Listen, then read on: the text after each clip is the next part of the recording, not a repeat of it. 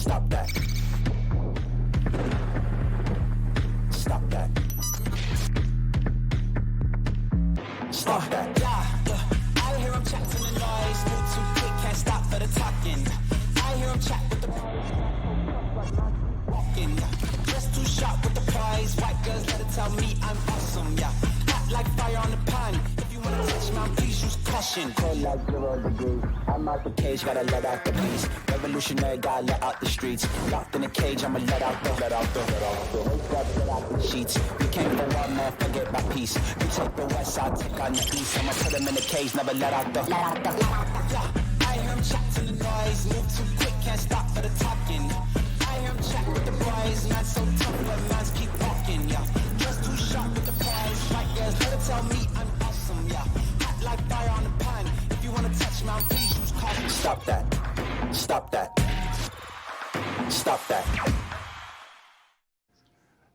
Stugotz, I'm in the awkward position here of I kind of want to mutiny against my own company because of some of the things that are befalling us. I'm in. Okay, so you ride with me no matter what. Mutiny against the company, because I come in here today and I'm like, can you guys get me that photo of Mike Tyson's ass? And then a conversation breaks out and a meeting breaks out and everybody's talking about, well, you know, we got sponsors and we're in a contract year and it's not worth it to put an old man's ass on the screen. You're just making the same joke everybody else is making.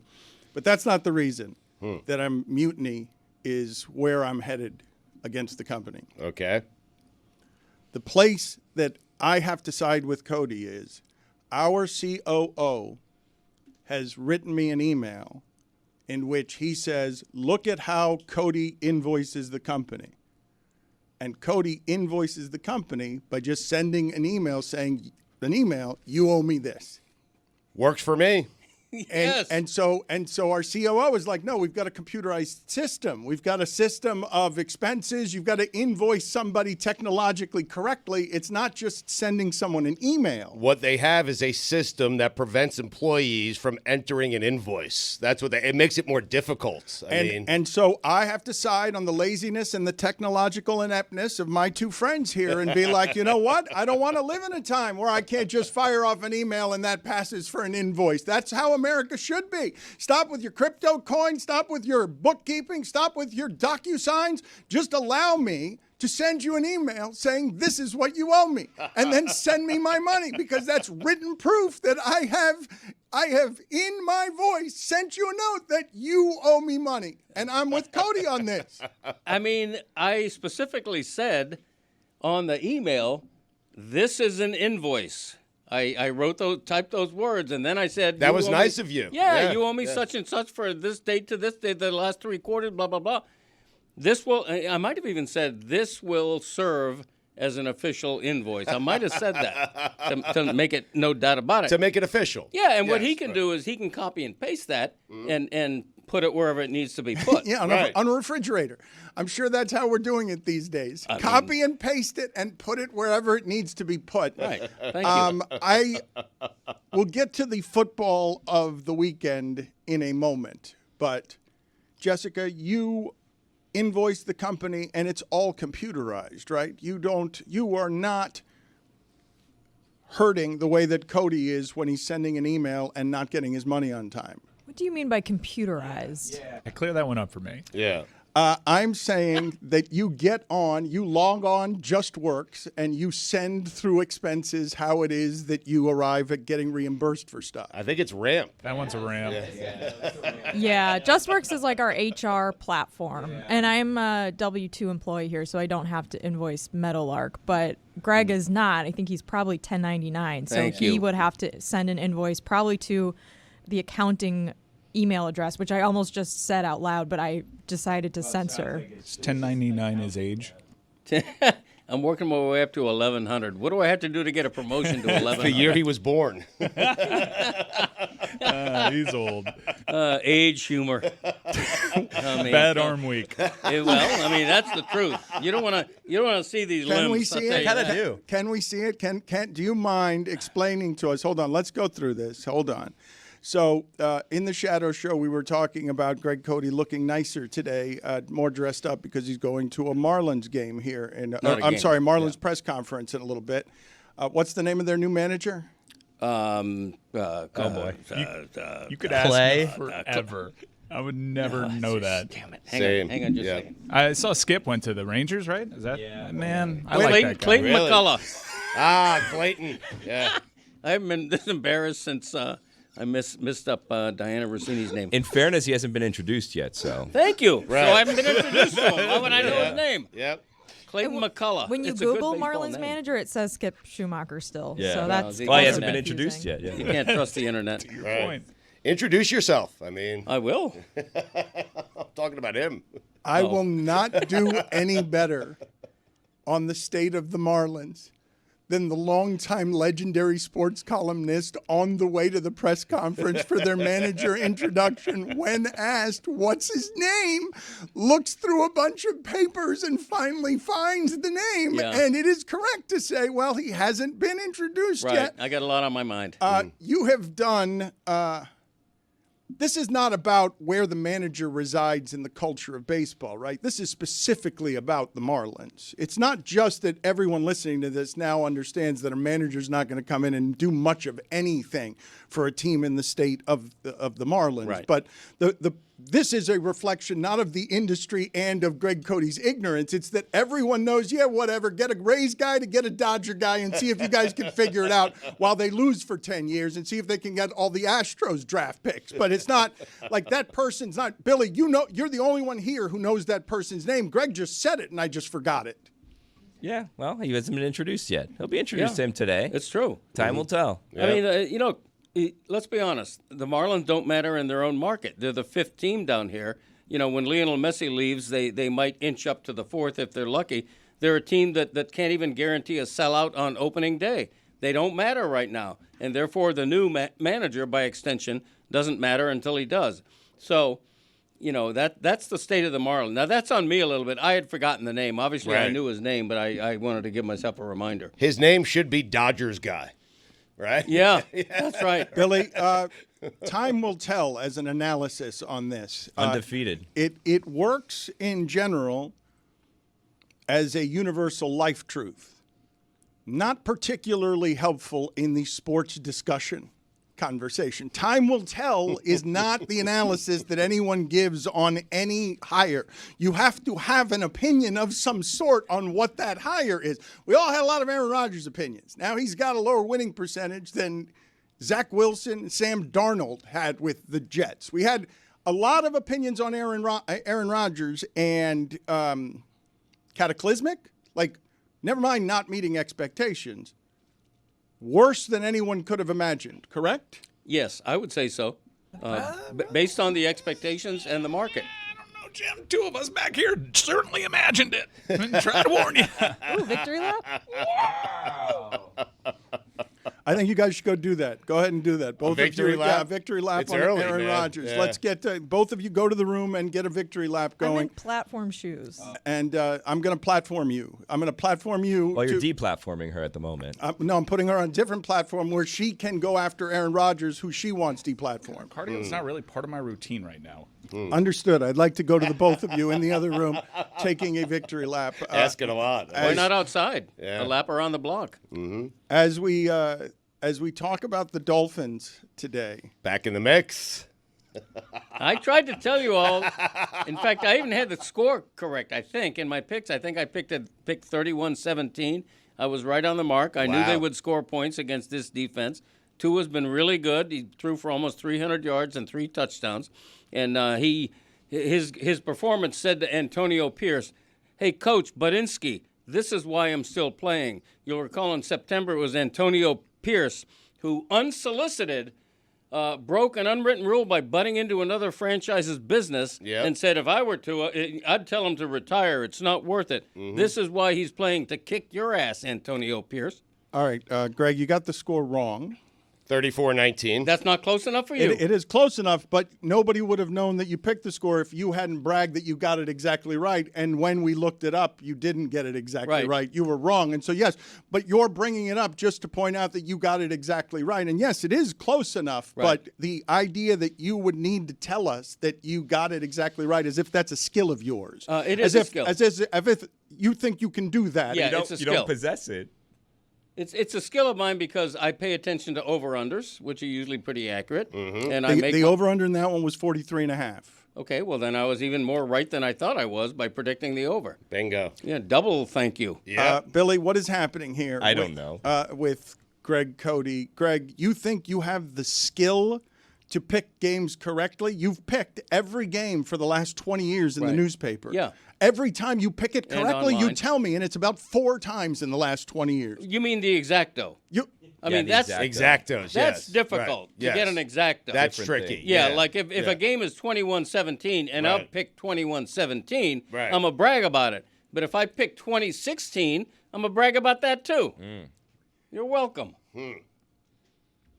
We have some people around here who are doing well with their picks, although, Stugotz, you've been accused of something here, and I'd like Billy to be I don't able wanna to hear tell me about it. one way or the other. Yeah. There is an accusation that has been filed against you by a listener, and I believe the accusation, but I don't know if it's true or not, saying that Stu is stating his record on the year, which is really good, but he's adjusting the line on just about every bet, so it's more advantageous to him. That's not true. First off, I buy half points. I buy hooks all the time. I tell the audience when I'm buying the hook and that you should buy the hook.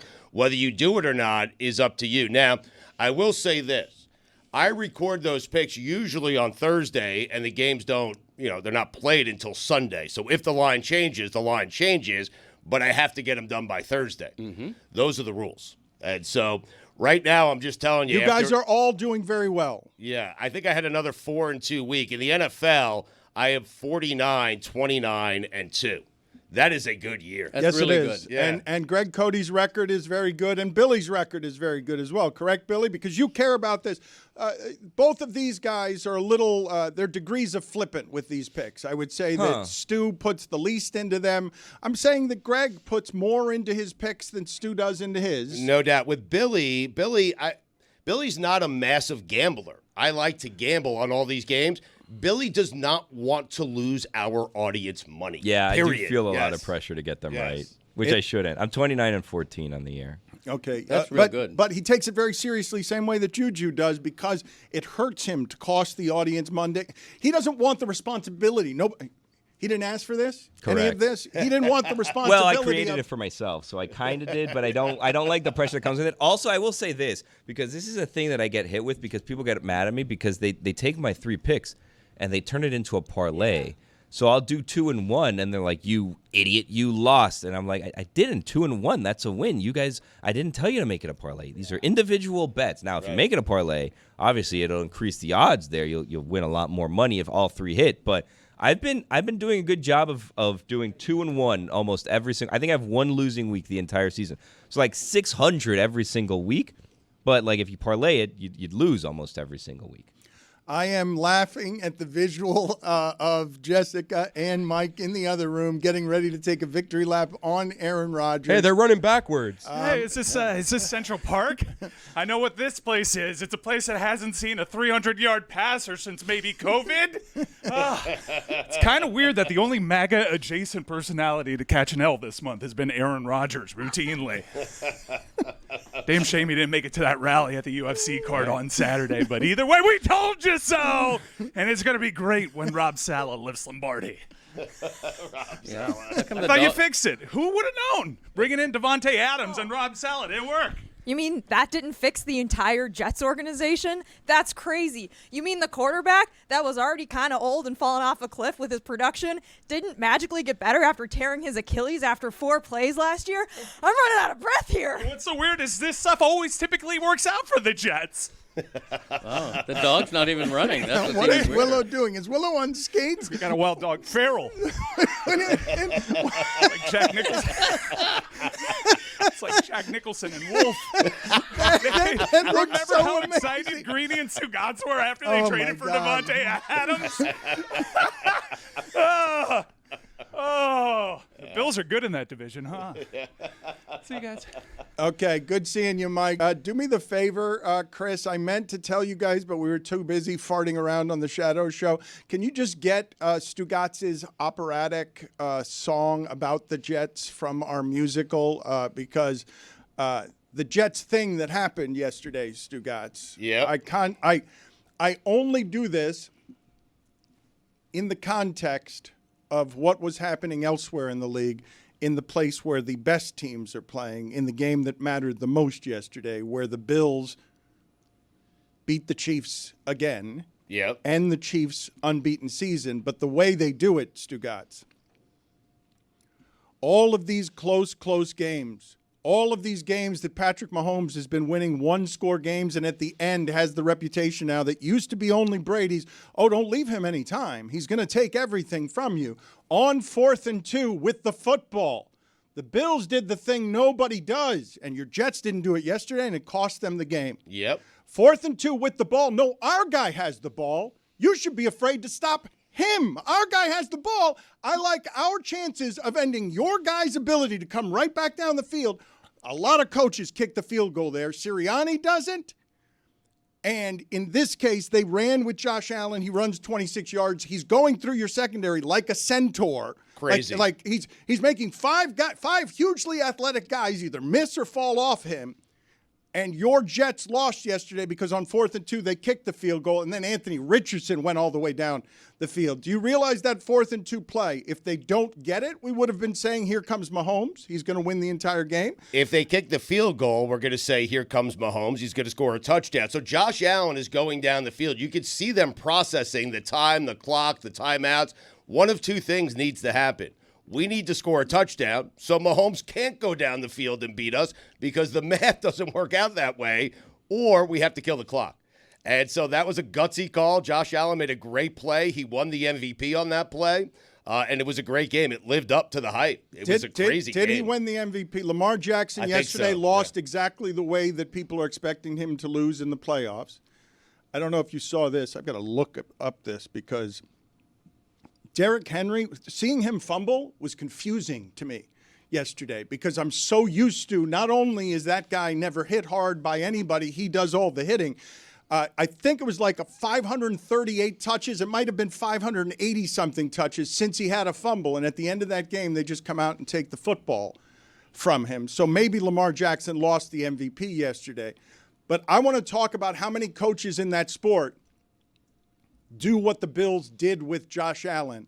I remember, you guys remember years ago, Bill Belichick on 4th and short, when no one was going for it on 4th and short, had Tom Brady against Peyton Manning, and he went for it and he failed, and everyone crushed Bill Belichick for making the call. Now everybody goes for it on 4th down in their own territory. Tomlin did it a couple times again yesterday. Like, nobody's afraid of 4th down. Dan Campbell doesn't care about 4th and 5. But how many coaches in the spot where you're going to get blamed for the decision in that league do what they did in that spot, 4th and 2? No, Mahomes, I believe in my guy's ability to keep you off the field for the rest of the game. You're not going to do that here to us. I believe in my guy, and then my guy doesn't even bother to throw the ball because if you don't trust him there, that's fine. He runs all 26 yards because he's galloping through your secondary like a stallion, like a Clydesdale. He's the size of a linebacker, and when he's running, he's actually difficult to stop, unlike most quarterbacks. I don't think Stugotz is wrong when he says, if you're looking at one play that turns the MVP race, it might well have been that one. And it makes you miss having a running quarterback. If you're a Dolphins fan and the crowd gasps every time it looks like Tua might run, it really makes you miss that. If I'm a defensive coordinator, the first thing I'm wondering about the other team is, can that quarterback beat me running on 3rd and 8? And man, the Bills are that. That was Derrick Henry's first fumble since 2022. I think it's his first fumble loss because he fumbled the ball a couple of weeks ago, but he didn't lose the fumble. That's crazy. But, Dan, you ask how many teams go for it in that spot. There are not many teams that have that quarterback, and that's a big difference. Like, confidence in that quarterback is easy to have. I think that spot and people going for it, it's more and more routine. What isn't routine is what Buffalo does with 4th and 2, which is everybody on the opposing sideline, everyone watching at the bar, every Bills fan there at Ralph Wilson knows what this play is going to be. It's never leaving Josh Allen's hands. We're not calling a play. We're calling a player. The Ravens have been doing that for several seasons. Yeah, and they tried it again, and they ran to his offside, which was a little weird, but it's the same exact supposed thought. to be a pass Even play, on the though. opposite side of the sideline, they thought about it with Justin Fields. Justin Fields just slid early, but there are just certain guys in a super athletic league that just break the mold there, that are just so much more athletic. And Josh Allen's not just athletic, but big and strong. It's just such a huge weapon. Also, in the Steelers game, that 2-point conversion, Tomlin called a timeout, so the Ravens had to they were in formation, the Steelers saw what they were going to run on that play, which was probably going to be Lamar Jackson running power into the end zone. But they called the timeout. The Ravens had to get a backup play in there, and that play, it looked like the wide receivers were confused where they were supposed to be running on that play, and the whole thing completely blew up, and the Steelers' defense stopped them. So that was a really timely timeout from Tomlin, because if the Ravens tie it there, you're like, why are you wasting a timeout, dude? Like, you got the ball back, and now you're down a timeout, but it completely worked out for him, and it was a really smart choice. I want to get to that game in a second, because the delight in that game was, they're just going to fight all game. Yes. These two teams are just going to physically fight all game, because Jay Glazer says that the only thing that approaches the Steeler culture of violence is the Ravens culture of violence. And so they're going to fight, and there's going to be a hatchet in there somewhere. That's the AFC North, Dan. That's football. I know, but you guys been telling me that Cincinnati can just slow start their way every season, and they've got an ability to fix all of that. And I'm like, I'm off that. Yeah. No. Now because you're off it? They're kickers. Yeah. I mean, what? McPherson has cost them so much this season, and they make a Super Bowl because of his greatness a couple of years ago. So I want to analyze this part with Cody and with Billy as Dolphin fans, because I do not want to poo-poo yesterday's victory. Oh, no. No. I just want to ask you, since you got in with Derrick Henry fumbled recently, but they did not lose it, I don't have the numbers in front of me, but Tua, I believe, and this happened again yesterday, has fumbled something like 24 times the last couple of seasons, and they've only lost a third of them. So they don't show up.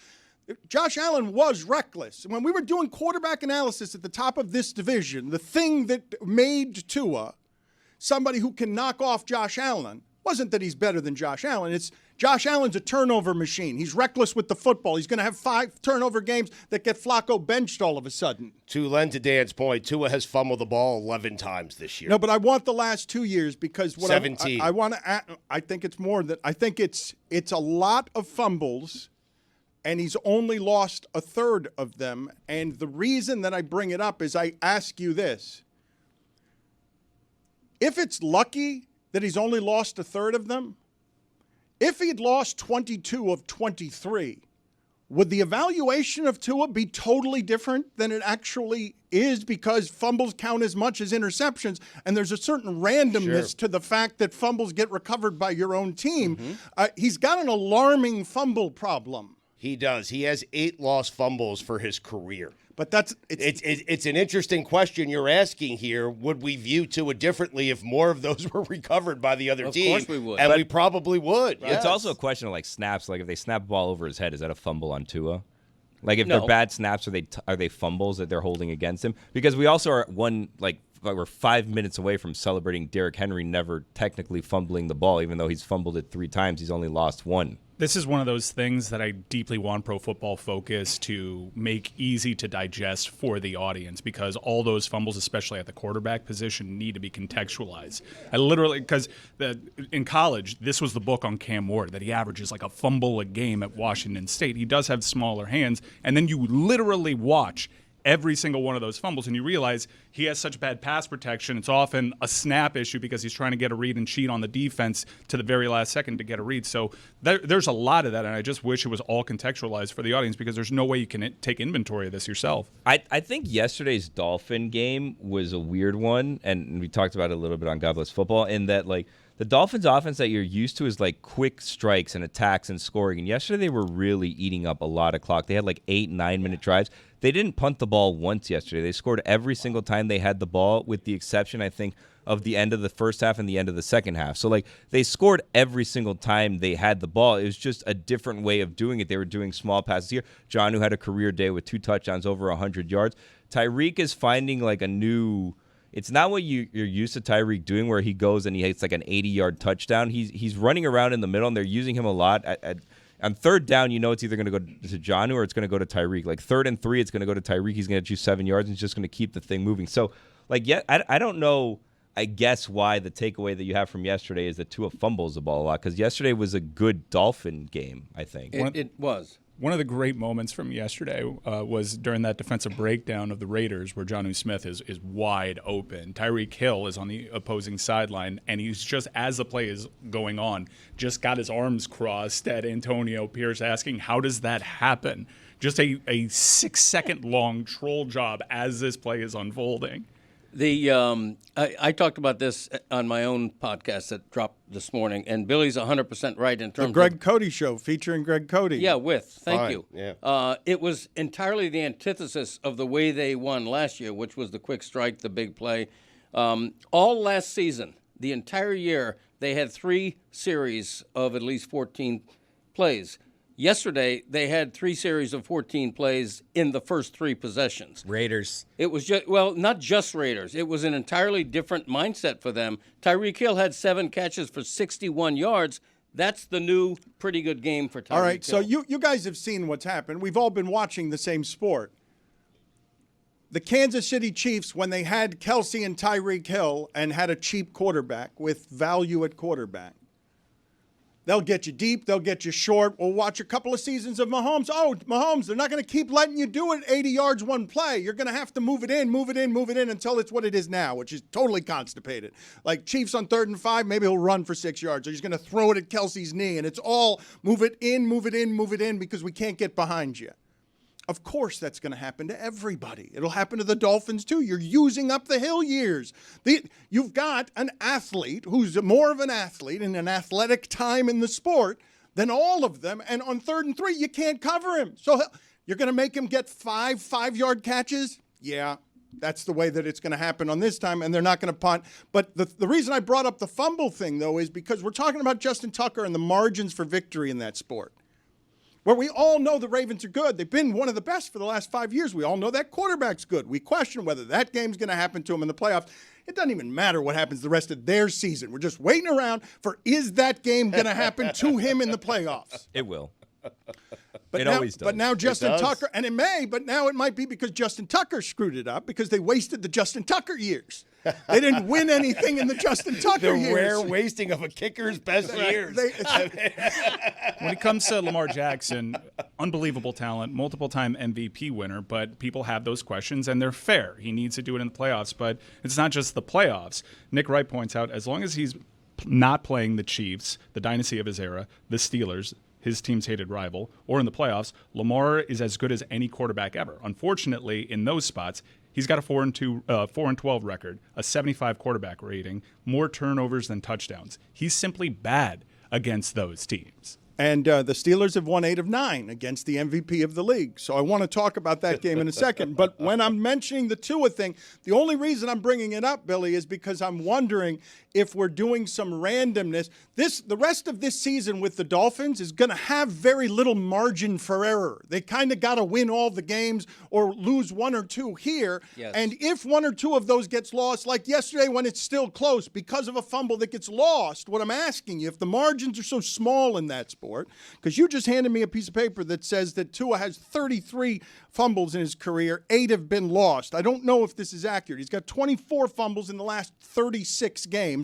And I'm simply asking you because of the number of times. I don't see it talked about at all. And you're right, Billy. It's not the thing to talk about today. It's the negative in a time that would be more positive because they got a 2-game winning streak and their quarterback looks right and their offense looks right enough. And they have the Patriots coming in this weekend. Right. But I am simply asking the question because it seems like you would grant me that just if he had lost all 33 of the fumbles, that too would be unlucky, but neither one of them is Like, we can agree that he's been lucky with fumbles and they've been lucky with fumbles, correct? Fumble luck is something that is calculated, and for teams that have like a negative percentage of fumble recoveries, it's expected that that will go back toward closer to 50% the following season because, like, yeah, the ball's shaped stupid and it bounces weird. Random, totally random.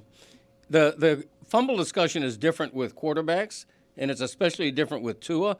I'm not excusing his proneness to fumbling, but I am saying, with that concussion problem, when Max Crosby's about to tackle him in the pocket, his priority is protect my head, and maybe protecting the ball comes second. Maybe you should do both at the same time, but if you have to pick, maybe you protect your head first. Have you guys thought of this? I've thought of two of the scariest places in football to be. One of them is after I fumble. That seems, after I fumbled, seemed whatever's coming next seems like a kind of panic that I'm not going to have anywhere else in my life. Is the other one Provo after midnight? It is not. Wasn't so hard for Kansas. No, but strange thing. You got to get them before, after midnight. No, strange things happen Yeah, in strange Provo. things happen after midnight. Yes. That's the distinction you're making. I thought you were going to say Jacksonville. Yeah. That's the scariest place in the NFL. We will get to college football in a second. The second scariest place to me, I just think, I don't know, well, there are three of them actually. Catching a punt seems like it would be horrifying if you're not fair catching. But the bottom of a fumble pile seems really awful. Like if I'm Tua and I'm fumbling that much, I don't want him at the bottom of what's ever happening down there. It's like it feels to me like putting a baby from a crib in Right. I don't like no need for I it. don't like the way that I am viewing Tua games. Oh, there was a play yesterday.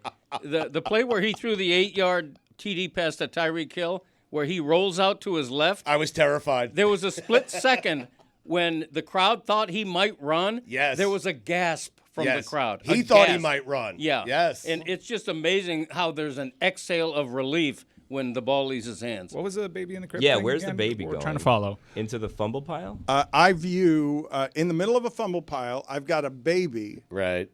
Two is the baby. Yes, There's a baby a with baby a too. thank you. Wait, I thought the Tua. baby was a ball. Booa.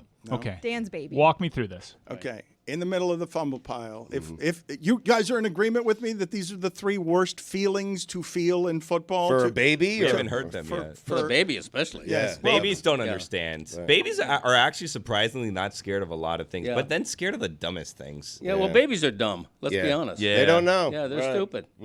Are you fumbling the baby while wearing the suede jacket? Because I would think that you're less concerned about protecting the baby than wondering about the jacket being ripped or something like that. It's brand new. Or stained. Yeah, or stained, or Yeah.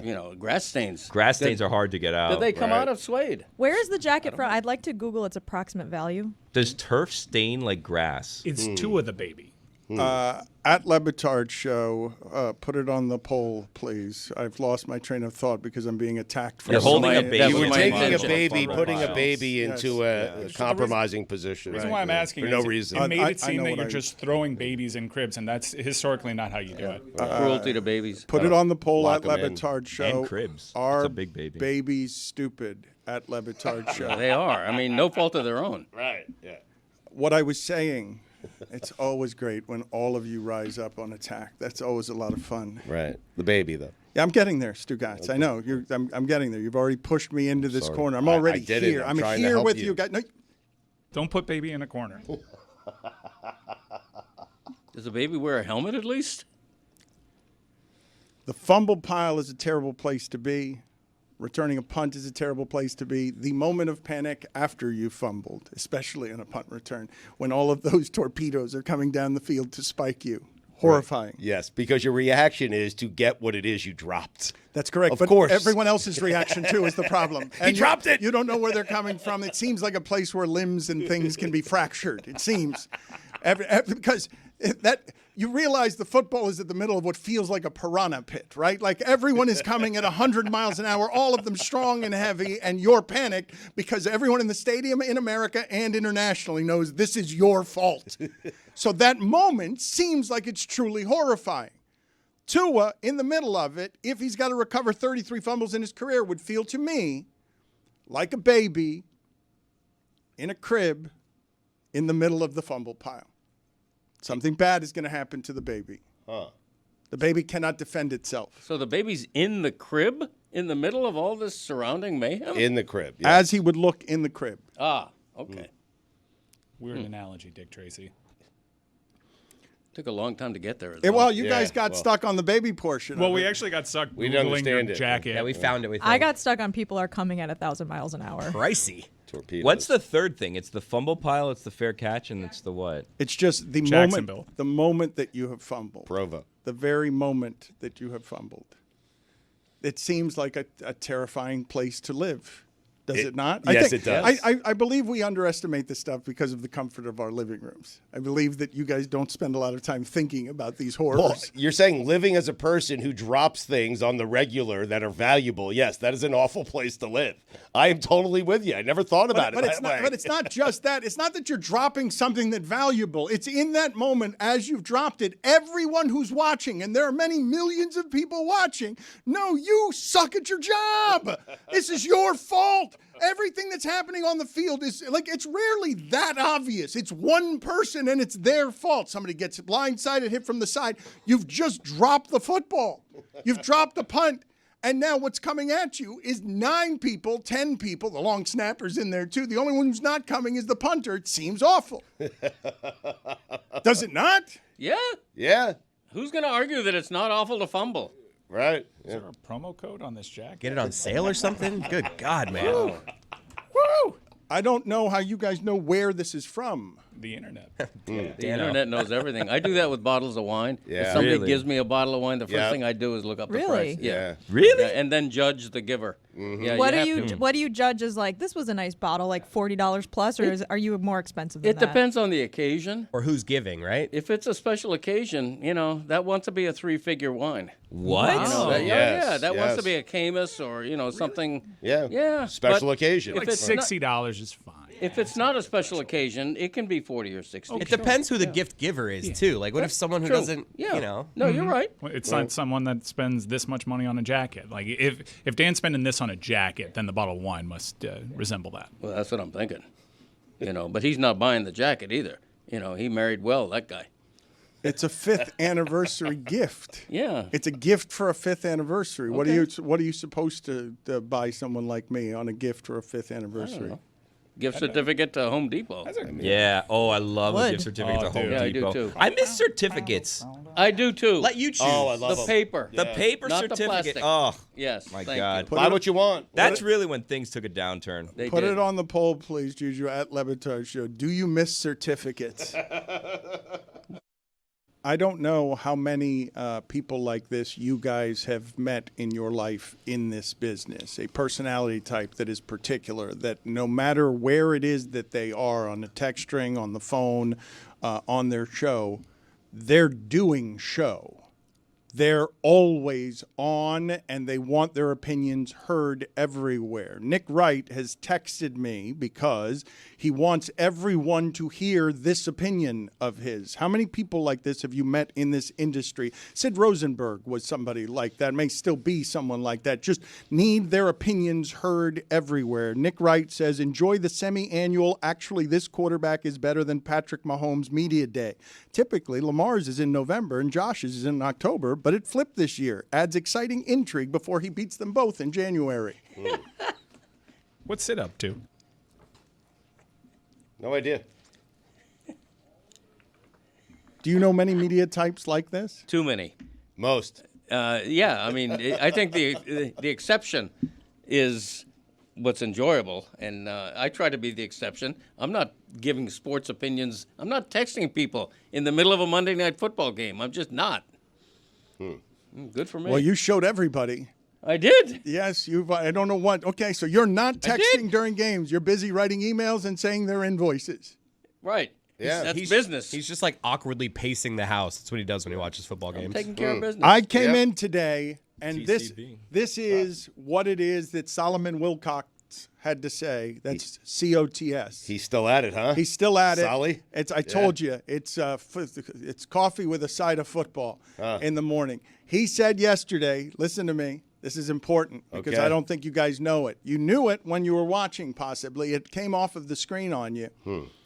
But Jessica Wilcott said that Ravens Steelers 2 chin strap game. Oh, wow.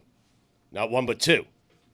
2 chin strap game. Now, at one point I saw Zay Flowers was hit in the mouthpiece that he wears outside of his mouth. I think it seemed like he was wearing 2 of them outside of his mouth. He got hit by a laser beam by Lamar Jackson that he dropped on third down. That Right hit him in the face, yeah. Yeah, but it was a 2 chin strap game. That game was more violent than the other football games.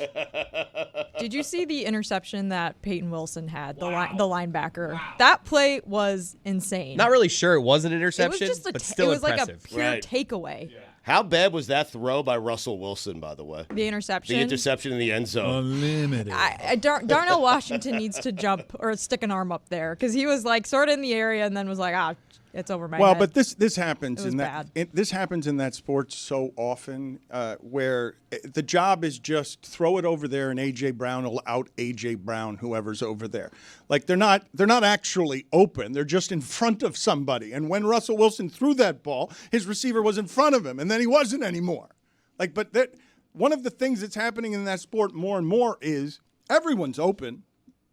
Even when they're not, everyone's open because if they're that athletic and they turn around and you're throwing to just a spot before anyone, you're just saying, I see one-on-one coverage over there and my wide receiver is more athletic than your cornerback. So I'm just going to see if I throw it in the vicinity of one of his shoulders. Russell Wilson has thrown so many 50-50 balls in the last 3 games. It is a skill, though. Ball winning is a skill, and it's not always athleticism, even though Amari Cooper is super athletic, especially compared to the normal person at this part of his career, at this age. He's not really going to out-athletic guys, but he's like Anquan Bolden. Anquan Bolden hung around for several years after you would think that he wouldn't, and he wasn't burning past people. He wasn't beating people off of routes. It was just throw up that ball. It's not a 50-50 with me. It's a 75-25. That's all DeAndre Hopkins is giving you at this point, correct? Correct. Pretty much, That's been the case for a couple of years with him. And the one-arm catch, if you can do that.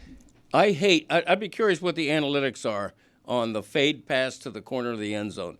I personally hate that play. It seems like there's so many ways for it not to be complete. It must be successful. Wait a minute. No, historically, analytics people hate the end zone fade. I can't Thank you. stand it. Good. Yeah. See, I didn't know that. Yeah, but there are a couple of guys, like you throw an end zone fade to DK Metcalf, the math changes a little bit. So. Right, but the field is working against you. You're throwing literally to a little corner. It's just it's a terrible play, in my opinion. I understand why you don't like it, why other people don't like it, and why analytics don't like it. But, man, in goal line situations, when the choice a quarterback and a coach can make is it's one-on-one over there, and I'm going to trust my guy to be bigger, stronger, and faster than your guy because we pay the wide receivers better than we pay the cornerbacks, and a disaster's not going to happen. I'm unlikely to get an interception in that spot. I'm going to take one shot that feels like better than 50-50 to me because I've got my athlete being more of an athlete than your athlete. Like, I feel like that math is being done all over the field in hunting mismatches. No one has more data than these head coaches. I'm sure there's a way to quantify the success rate if I throw it one-on-one to Steve Smith. But that to my original point of calling players, I'll be playing the probabilities that my guy, my DK Metcalf, my Steve Smith, my Cooper Kupp is going to be better than your guy trying to stop him in this moment. You know why Russell Wilson threw that interception in the red zone? Why? Because he could hear everyone today saying the Steelers won that game without scoring a touchdown, and he was desperate to not get 3 out of that drive. Well, they didn't because he turned it over. But I could hear the desperation coming out of him that we need to score a touchdown in this game or else people like Mike Schur are going to be online complaining about this isn't real football. You can't get 18 points the hard way. It doesn't count. Guess what?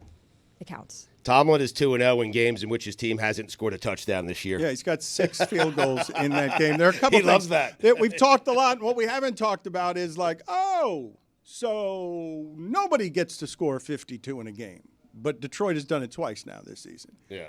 It's not like all the other things. Detroit's not like all of the other things. We can sit here and argue about whether KC was real, all the one-score games.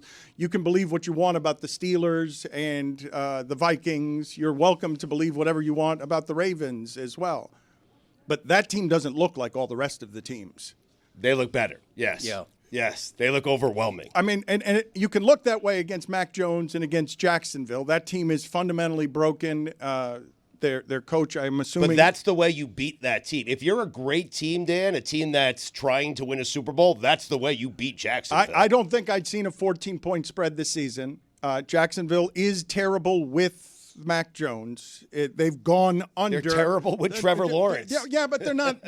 Look, Right. man, 52-6 isn't happening very much in that league. Right. That was the highest point spread by a half a point, and part of it is the other team not having their starting quarterback. Most of it is Detroit's offense. They are awesome, and I don't know if the betting odds say it right now as the most probable matchup, but I am so looking forward to Lions and Bills in the Super Bowl. One team never won a Super Bowl, once lost 4 in a row. The other franchise hasn't won an NFL title since 1957. That's going to be an ideal Super Bowl matchup. If we get to it. Yeah. Right. Right. Big if. But is there a better likely matchup right now than that? I don't think so. I'm going to look it up, but I think probably the worst odds that you would get on a Super Bowl matchup would be Lions-Chiefs, even with last night's result. I'd be curious. Look that up. I think that what has they'll be on it. They will. You don't have to tell them. That's friendly advice. Let in with that. I'm Just reminding them. Yeah. I'm curious. I don't know how this went over with everyone in the crew. I don't know if you guys were having glitching problems with your red zone yesterday, because a lot of people were making the glitching hour jokes. You don't want your witching hour distorted by buffering or by seizing. The things that I have found interesting about the revolution, Stugotz, of how it is that customers consume sports content. The streamers getting in the game for sports and live sports changes everything, and I am legitimately surprised that there is not more glitchiness in the transition, because I didn't think that Amazon would just be able to up and get a football game up with all of those cameras and everything you need to happen so that nobody notices that you're doing it for the first time. Like, there's got to be some tripping around, some stumbling around. I thought of it when Evander Holyfield's earpiece went out on live television. Netflix is doing 4.5 hours of programming just trying to keep the audience until the midnight fight. They get a record 60 million people. Netflix never gives out the numbers like this, whether you believe it or not. I don't know if they're blaming that for the glitchiness or whatnot, but at 4.5 hours of live coverage, there are a lot of things can go wrong. And I'm surprised that these things don't have a lot more mistakes, because we're in the middle of the transition, and these are hundreds of millions of dollars that it costs to put on some of these productions. Like, they're basically staging these giant events on live television that feel like we're debuting a movie tonight, because we're changing the way all of you watch this stuff. Like, it's not about going to a theater for a movie. Now you're going to stay home on Friday night, and Netflix wants your Friday night for the circus tent, for the nonsense, for just something that was unfathomably stupid, so that boxing could show its ass, Mike Tyson could show its ass, and all of us, the customer, can again show our ass on boxing. We'll always steal our money with stupidity, and then part of the fun is spending 2 days complaining about it afterward, because damn it wasn't what I thought I was buying. Wasn't it exactly what we thought it was going to be? It went exactly how we all thought. A little late, though. I mean, It was pretty drawn out. late, yes. But, I mean, that's boxing cards. But you would have thought maybe since this is in Dallas and not in Vegas, we'd still do Eastern Standard on here. Right. Great women's fight, though. Yeah. Incredible women's fight. I felt bad for Tyson. Anyone else? I mean, I think everybody else. really? Yes, I think everyone had the same feeling. People wanted Tyson to win. I feel like old people need to just take the L here. You said for months leading up that you guys thought he had a chance, and it was pretty clear pretty quick that he didn't. Chris, we also got some clarity on why this fight was delayed. There was this weird, ambiguous health issue that Mike Tyson was dealing with, and he later revealed that he essentially won that fight because of what he overcame. He had blood transfusions, lost a lot of blood, apparently, had a very serious issue, still kind of trying to figure out what happened there. It is the dirtiest sport. It is the most awful of the things that we make money off of in sports, and this is the worst permutation of it, which is what's famous, put it in a ring. It doesn't have to be good boxing. Boxing shows its ass here when this thing is the circus event that it was, and everyone tuned in a way they would not for any other fight like this. But I will tell you, Chris Cody, early on as I'm watching, and Mike Tyson doesn't throw a single uppercut. Jake Paul is wise to let an old man's legs get old by simply avoiding him early.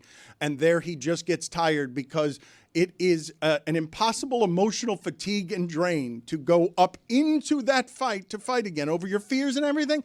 A lot of legs are giving, no matter what your stamina level is, because the fear grabs your legs. And the fact that Jake Paul knew enough to stay away from him early, and the fact that I never saw an uppercut from Mike Tyson, never saw one throughout the fight because he wasn't close enough to do it, you knew early on that there wasn't going to be anything in his legs if Jake Paul could just keep him away for a couple of rounds. I'm not going to lie. I didn't watch any of this. I was watching college football Friday night, and also it was like way too late. But I do need to just ask, why did we see Mike Tyson's ass? Yeah, they did that. Why did that happen? I think it is a locker room interview setting, and I don't think that they were prepared for him turning around and wearing. Oh, really? I thought that was totally manufactured. No, it was his son doing the in locker room interview.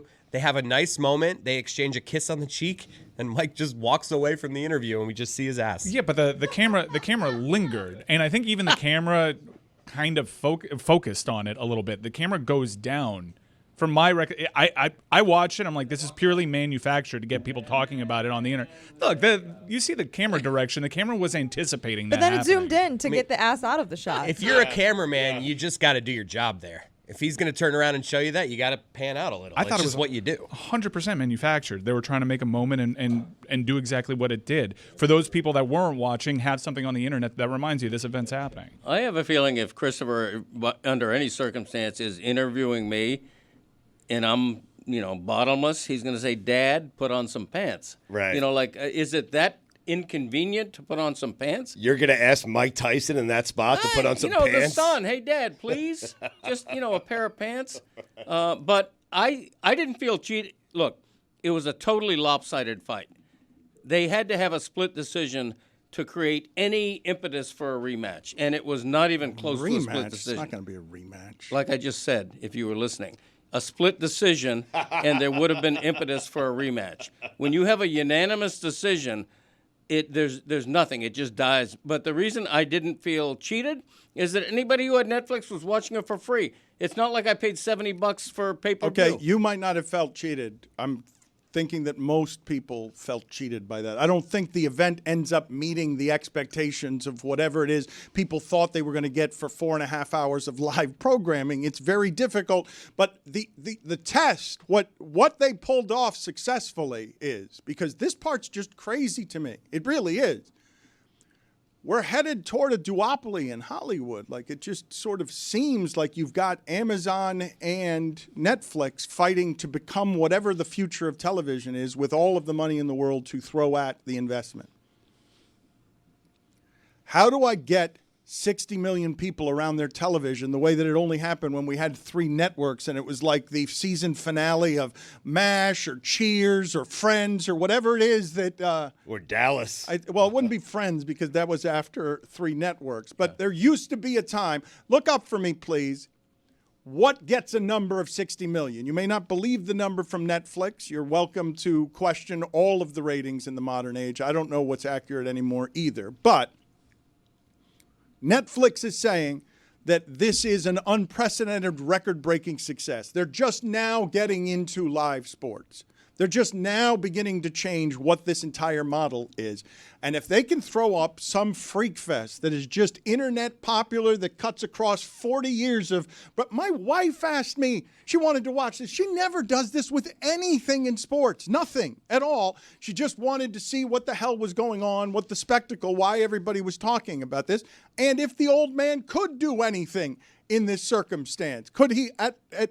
there are so many old people, because Chris is right. He's making fun of the mythology of Tyson that we are forever talking about. But even Jake Paul wasn't going to get close to that for the first round. Like, he wasn't going to go in there and take the risk of one punch from this man as an uppercut, even at 58, would be enough to slay him. He knew this. He's smart. He continues to keep his business alive. But Netflix had a buffering problem because of the number of people, that's a good problem to have when you're just starting in this part of the business. I was at a place where the signal held steady the entire time, but it was overwhelming on social media and in my group chats. Everybody was having issues with the buffering for this live event. So I'm not really sure why some people had consistent streams and some others didn't. This is something that's plagued Netflix, though, with like their live events, because there was a Love is Blind finale like 2 years ago that they just couldn't get on the air. It was supposed to be a live reunion, and it was delayed like hours and hours because they just couldn't get it live. So like I don't want a Monday morning quarterback it, but I was thinking like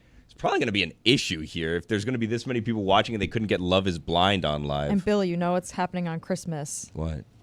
Chiefs Steelers Yeah. on Netflix. I thought it was Beyonce. They And were Beyonce. She's a halftime performer for that. they were able to fix it in their defense. They did. Like all of a sudden, the Paul fight was about to start and it was fixed. They Yeah, will. no, They- it was good. They have unlimited resources. They're going to figure this out. They're going to get more people familiar with live sports broadcasts, and I mean the stakes go up for them because they've been doing these things sporadically, live activations. Beginning in January, they get Monday Night Raw live every week on their platform. They're going to have to get good at it quick. I also don't really get giving them a pass of like this is their first try. They don't know how to do it. Like they just buy everybody else that's done it for other networks before, right? Like it's not like I'm trying to put on a boxing match and figuring it out live. I think they're outsourcing that. yeah, like production. they have people doing And it that also, do this professionally. I don't think they do have Cedric unlimited the Entertainer? resources. They're a company that's not going to just spend a unneeded amount of money on something. Yeah, I meant it like comparably. But I think that they were doing a lot of unconventional things, be it the manufactured moment with Mike Tyson's ass, which I think was 100% intentional. So you think that was Rosie 100%? Yes. Just they were like, let's plan a bit with his ass. I don't agree with him on that. You know the worst part about it for me? So like I tuned in for like not even 2 minutes. So I tuned in probably around 9 and I saw like all the like fake graphics that are there like, "Oh, how is this giant person floating in the air? Like this is weird." Right? So like I tuned into that and then I see they're like, "Tonight we have," and it's like all of these fights that come up and I go, "I don't care about boxing." Like, I'm not going to watch 4 hours of this to see one fight. I don't care about any of these fights. I don't really even care about the main event. Like, just sit around for 4 hours to watch Mike Tyson hopefully survive. Like, this is crazy. Also, like, side note, how crazy is it that on a regular basis at the Cowboys Stadium, they put up curtains for things that are not the football game? But poor Dak Prescott is blinded every single week. But for concerts, they put them up. They have them. They just refuse to put them up for the football game, and it's impacting their actual team.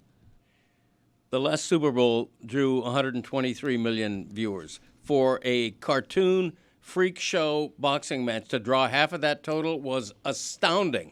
But Astounding. to answer Dan's question, Seinfeld did 76.3 million, the final episode of Seinfeld did that. Cheers, the final episode, One for the Road, great name, by the way, for Cheers, did 80.5 million. Dallas, JR, Who Shot JR, did 83.6 million, and MASH did 106 million. Now think about what we're talking about here when he uses those numbers and the quality of years that go into relationship building with an audience over raising your children for years and watching television, letting this into your home. The idea that this freak fest, this nonsense, a total contrivance. I think the whole thing was a contrivance except for the Mike Tyson ass part of it. I think the whole rest They of it, lucked into an ass. we lucked into an ass. The women's fight, and which that's where I'm down with what Jake Paul is trying to do because his promotions really do try to get good fights on the card. And from a boxing card, I was really happy with the fights that were displayed that weren't the main event. It was just really drawn out. And I know that's usually the deal with these big boxing cards, but maybe it was because I was watching it with my dad, but this felt like it was taking forever. No, Dad, I actually think Quincy Jones is properly rated. Let me, though, explain to you, if I could, the business model of what pay-per-view is. Because Floyd Mayweather Isn't is... it pay-per-view? Yes? Well, it's in the name. No, but I'm going to explain to you what it is. You're saying it's dragging, and I'm saying it doesn't matter. It's there to tease you for 6 hours to build up until what you're waiting for. It doesn't matter. It's time spent listening. It's time spent watching. They take those shows that he just mentioned is 90 million people for a half hour. This climbs over the course of the night. You're keeping 8 times as much time occupied over prime time on a Friday night, the value of what it is that Netflix just did is industry changing. But we also don't have any numbers in terms of how long people actually stayed watching. It's Right. just there was 60 million people tuned in at some point in time for some duration. I'm but not we saying don't it's know. 60 million for the entire time. I'm saying what the business model is that makes it live television and is seismic as it relates to sports and streaming getting into bed to change everything for all the customers. Is that if they can keep you around a television for 5 hours, it becomes the Super Bowl, because that's what you do on Super Bowl Sunday. Like it's not a half hour. It's no, we've got your day. We've got your night. You're waiting around to see if we can get to midnight. And I'm telling you that everything changes from here. If they can pull this stuff off, they will do more and more. You will see ESPN and Disney have to do more and more, like buying TNT's property, because they're trying to keep up with what it is that Netflix is doing. Like, Netflix and Amazon are trying to make this a two-horse race, and they're trying to get everyone else out of the way, and this is the way that you do it with live sports. Well, that's a different conversation. I think part of what ESPN's doing is not just buying it. They've been trying to replicate the formula. Their business partners always told them, why can't you be like that property? But this is also part of a settlement, so I think it's a little bit more convoluted. You lost me, though, because that's not what the pay-per-view model is. That's what perhaps streaming model is, and maybe that's what you meant. But pay-per-views, they aren't incentivized to have time spent watching. I got your money, middle finger to you. Just buy it, you can watch. They don't care. It's a numbers game. No, but what I'm saying to you is this is the evolution. Floyd Mayweather. Oh, you're right, Dan. It is the evolution. But it's not. Yes. It is the evolution of boxing. Boxing's the worst, dude.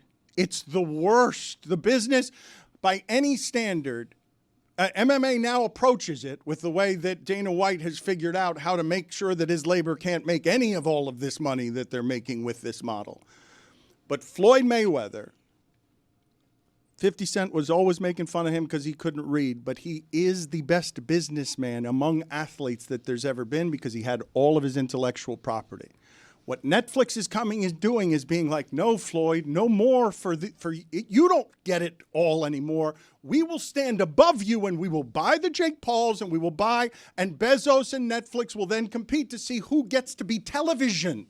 Who gets to be the future of television, as Dwayne Johnson can't bring them to the theater anymore on Christmas because the theaters have collapsed. Dan, I have a question for you. Like, you grew up during like the golden era of boxing. Was the appeal always, let's watch this boxing match because we really want to see one of these guys get smoked in the face?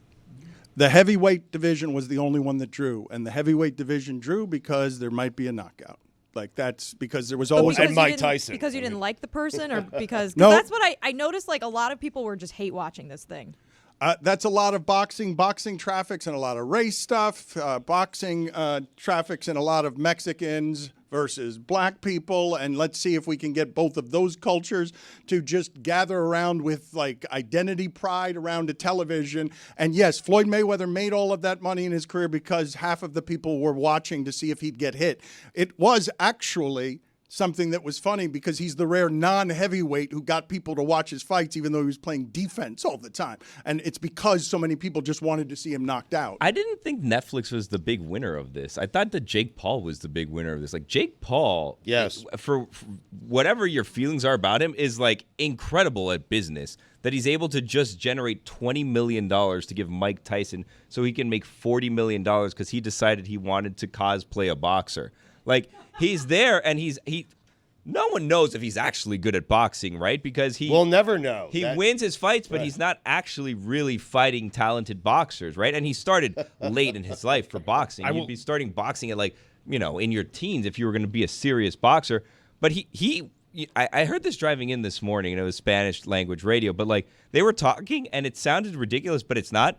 Jake Paul's the face of boxing right now. Yep. He calls himself that, and he's trying to do with his platform good things in introducing. He made a couple of girls stars. Yeah, with you wouldn't that have watched card. Amanda Serrano if it wasn't for being on that card, probably. I'm I know this comes with baggage, but I am a fan of what the Jake Paul and Logan Paul media machine has created, and I don't think it's without merit. Say what you will about his actual boxing skill compared to actual boxers. What he's turned himself into is someone that does deserve some respect. Even if he's going in there against other YouTubers or bad boxers, he's turned himself into someone who is at the very least reputable. And the first thought that was going through my mind as the bell was about to ring, this guy was a YouTuber. This guy was Disney Channel adjacent. He was 17 years old, just goofing around making videos. And then here he is in a boxing ring, staring across the ring from Mike Tyson, the most dangerous man in the world, the most feared man in the world at one point, about to engage in combat with a guy. It's just a crazy run. Like, what is this guy's life? He's also smart enough to know that the gimmick was gone until Mike Tyson entered the picture, and that he needed someone like Mike Tyson. So Mike Tyson would not have gotten a $20 million payday without Jake Paul. Jake Paul would not have gotten a $40 million payday without Mike Tyson. They needed each other for this, and he was smart enough to know, I need a giant name for this next stunt, because it was kind of losing some of its momentum. You weren't really following. He even had a fight when they called off the initial fight or delayed it. He's had a fight in between that and this one. No one saw that one. No one cared. They just wanted to see Mike Tyson fight against him. They wanted to see Mike Tyson beat the crap out of him. And we kind of knew that wasn't going to happen, but that's why you were watching. I thought it was an absolutely brilliant matchup. You had black versus white. You had young versus old. You had all of the animus against the self-promoter, Jake Paul, the YouTuber turned self-made boxer. You had Mike Tyson, who for most of his career was the perfect villain.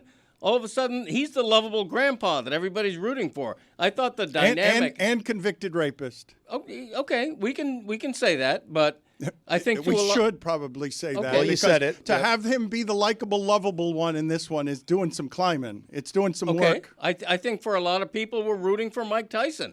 I'm not even disagreeing with you. I'm just saying that, look, boxing's the worst. Yes. Boxing is the worst. Look, Mike can respect the business. Playing both sides. He can respect the business. Well, Danny of Merchant's this. coming out. I'm not playing both sides.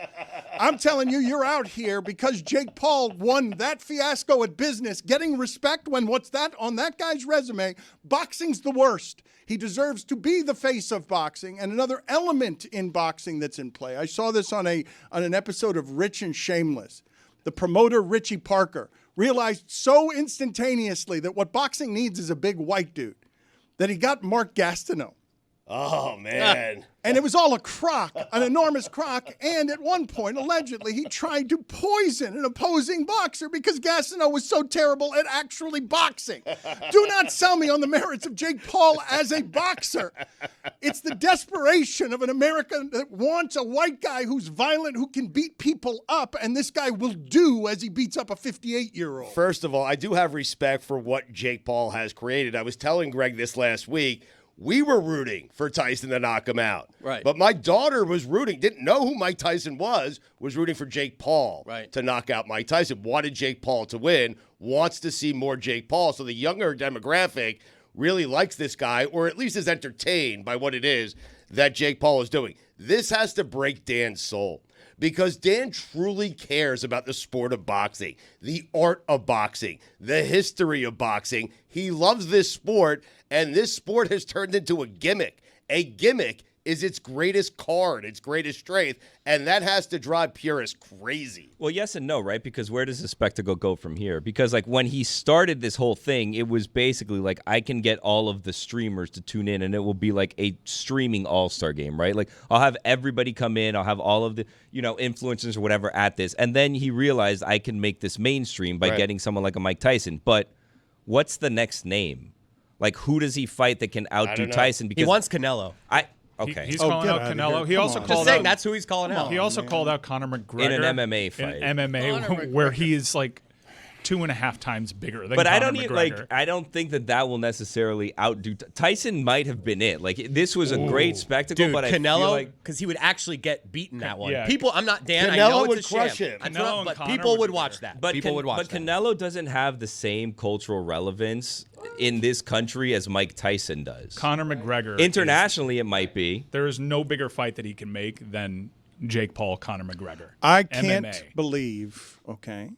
I'm still waiting on Conor McGregor versus Floyd Mayweather 2. I'd still watch that. That was good. I can't believe that this is where we are on the next step in this sport. I will say that it is several shades beyond infuriating to see you guys set up a Jake Paul Canelo match that makes me want to fight all of you. Why are you getting so offended by that? We should do that. That's Yeah. what the next fight should be. Dan versus every single one of us. We all like fights. Stop it with your high horse. If I told you, it's Dan, Canelo Alvarez would destroy this human being. It Maybe. shows. Destroy him. And don't you want to see that? That's what everyone wanted to see on Saturday. Problem is, we like fights and spectacles. Dan likes the sweet science. The sweet It's not even the sweet science. Yes. It's that you offend me with your ignorance putting Jake Paul in a ring with Canelo Alvarez. That's where it all ends. All of it ends there. There will be no better, bigger fight for him than to fight one of the best pound-for-pound fighters in the history of boxing and promptly lose in a way that shows everybody, oh, my God, this guy doesn't know what he's doing. but it's human to want to watch people fight, especially famous people. Dan, if I told you, hey, out in the parking garage, Danny Bonaducci's fighting Chris Chelios, you're going to want to see that. Oh, Chelios would win that, though, right? I've seen Bonaducci throw down. Really? I think the sad part is Canelo should jump at that fight if it's offered to him. He needs that fight. That's the way Jake does it. to him. Canelo needs Jake Paul at this point. Canelo needs the fight. When's the last Canelo fight you watched? You're right. I haven't watched the Canelo fight, Canelo and I is wouldn't a- watch this fight, though. Canelo is a pay-per-view beast. You guys underestimate how much of Mexico watches every time No, he but fights. Jake says it when they ask him. He needs me. If he wants a payday, he knows where I'm at. Wow. Christopher and I on my podcast out today. The Greg Cody Show featuring Greg Cody. That's correct. We actually It's not correct. It's with. Fine. It's Wait, with. you You're knew right. the whole time? You're right. We discuss fighting each other, like Christopher and I in the ring, because our age difference is somewhat similar to the age difference between Tyson and Jake Paul. Would I have been a bigger favorite than Jake Paul? Well, here's against the my thing. dad? That's what we were debating. You know, not to get personal, Christopher's got to drop about 25 pounds to get down to my weight class. tell him. I think I don't know how you measure a reach. You've got But- bad measure arms. Aren't you having a bad arm Well, week? I'm having a bad arm arm day, week, yeah. and I would fight him with a long sleeve shirt, but I do think that my reach is as long as his. Okay, so if he drops 25 pounds, you know, I got that old man strength. You know, Chris Cody would be a bigger favorite against you than Jake Paul was against Mike I Tyson. think Well, Greg we'll would see about mop that. the floor with his son. Thank you. I do. I really Thank do. you. You know, because you think, okay, in theory, it's a good idea. I'm going to fight my dad. Until you get in the ring with your dad, and you don't want to punch your dad. Well, my dad, I mean, my dad actually is suspiciously strong for his age. There you Doesn't go. have very much stamina, but whenever I jostle my father physically, I'm always surprised how much are you wiry jostling him rage. I physically? just like doing he it. does that. He loves to jostle. I saw him do it with his grandfather, and Right. so of course I do it too. OMS is a real thing. Greg versus Chris really does put this in perspective. Thank yes. Thank you, Jessica. That was good. It's some of the best analysis I've heard. And I also think that Billy's analysis is good when he says, hey, Dan, Netflix doesn't get to be the big winner when everyone internationally is complaining about their buffering problem. But I am both appalled by the way the business of this works as somebody who loves sports and would like a sporting event that has merit to get this, as opposed to the evolution of let's just throw a bunch of famous things together and let's make Jake Paul the face of combat sports. And it's like, wait a minute, do you know how many people are almost literally killing themselves to get to the top of this art, and you're going to make this clown. You're going to make this clown the face of it because he's YouTube famous and he's got the perfect people he's picking to fight. And he'll find somebody. Because this business is booming. It's never been better and bigger than it is today when your big corporate partner is Netflix trying to figure out how to beat everyone else at this particular game. But he has to keep winning, right? The second he loses, it's over. He's already lost. Really? Yeah. Huh. He's lost once. Jake Paul's lost. He It's a to Tommy- bad business he strategy. Lost to Tommy Fury. Wow. Seems to be doing okay, though. I shouldn't really question his business strategy, but But to your point, though, if he had lost to Mike Tyson, 58-year-old Mike Tyson, his boxing career might have ended. Again, he lost. not a real boxer. That he overachieves beyond wherever it is your expectations were for a YouTuber, fine. But you put him in a ring with any of the top 10 contenders in his weight class, and he will lose quickly. You can make the squeaking sounds all you like. He will lose quickly to real fighters. Don't we all know that? No, I don't believe that Billy and others do. No, I do not. No, everyone here, I think certainly everyone here, we all know what this is. Yeah. Him versus Canelo, I think we all know how that one goes. No, but I think it's that a side show. I'd like to see how it goes. Okay. I'd watch it. No, I you wanna wouldn't. see You how wouldn't it like goes. to see. Oh, I Oh, would. Dan, you'd watch Canelo, Jake. Dan, you'd watch Canelo, Jake. Watch it. You watch this Wasting one. You watched the 60-year-old man You watched do it. this one. I didn't watch You it. watched Because he wasn't fighting a real fighter. He was fighting someone who was 60. But you watched it. Wouldn't a real fighter pique your curiosity just to see if he could hang with No, Canelo? because he can't. I know Well, that he there's only cannot. one way to find out. Couldn't hang with a real fighter's brother. Not only one way to find out. It's I the only way to already- find out. I already know. How I can you? already It's know. impossible. You're talking about the 8th ranked heavyweight whose name I have no idea I'm of talking would about, automatically I'm be talking favored? about anybody within 25 pounds of him that is a ranked fighter. Anybody. I'll give you 50 pounds because Canelo's not. Canelo is 168. Like Jake is in the 220s. He's gonna fight someone 60 pounds heavier than him. No yes, chance. Yes. Yeah, Canelo has to bulk up for that one. He's gonna have to. He will. He I would. don't know. Okay. You keep saying this as someone whose entry into this entire conversation was, I don't care about any of this. Like you're the way you started. I don't care about anything That's that why I'm happened entertaining Saturday this night. fight. The Chiefs had not lost since Christmas of last year. Joe Burrow is the first quarterback in NFL history to throw for 300-plus yards, 3+ TDs, no interceptions in back-to-back games, and lose both of them. That's a good loss for the Chiefs, though, right? Because they got the Bills right where they want them. The Bills acting like they won the Super Bowl yesterday. Congratulations, you won a regular season game, and they still have home field advantage. I mean, what are you doing? Joe Burrow has 3,000 passing yards, 27 touchdowns, 4 interceptions. They're 4-7.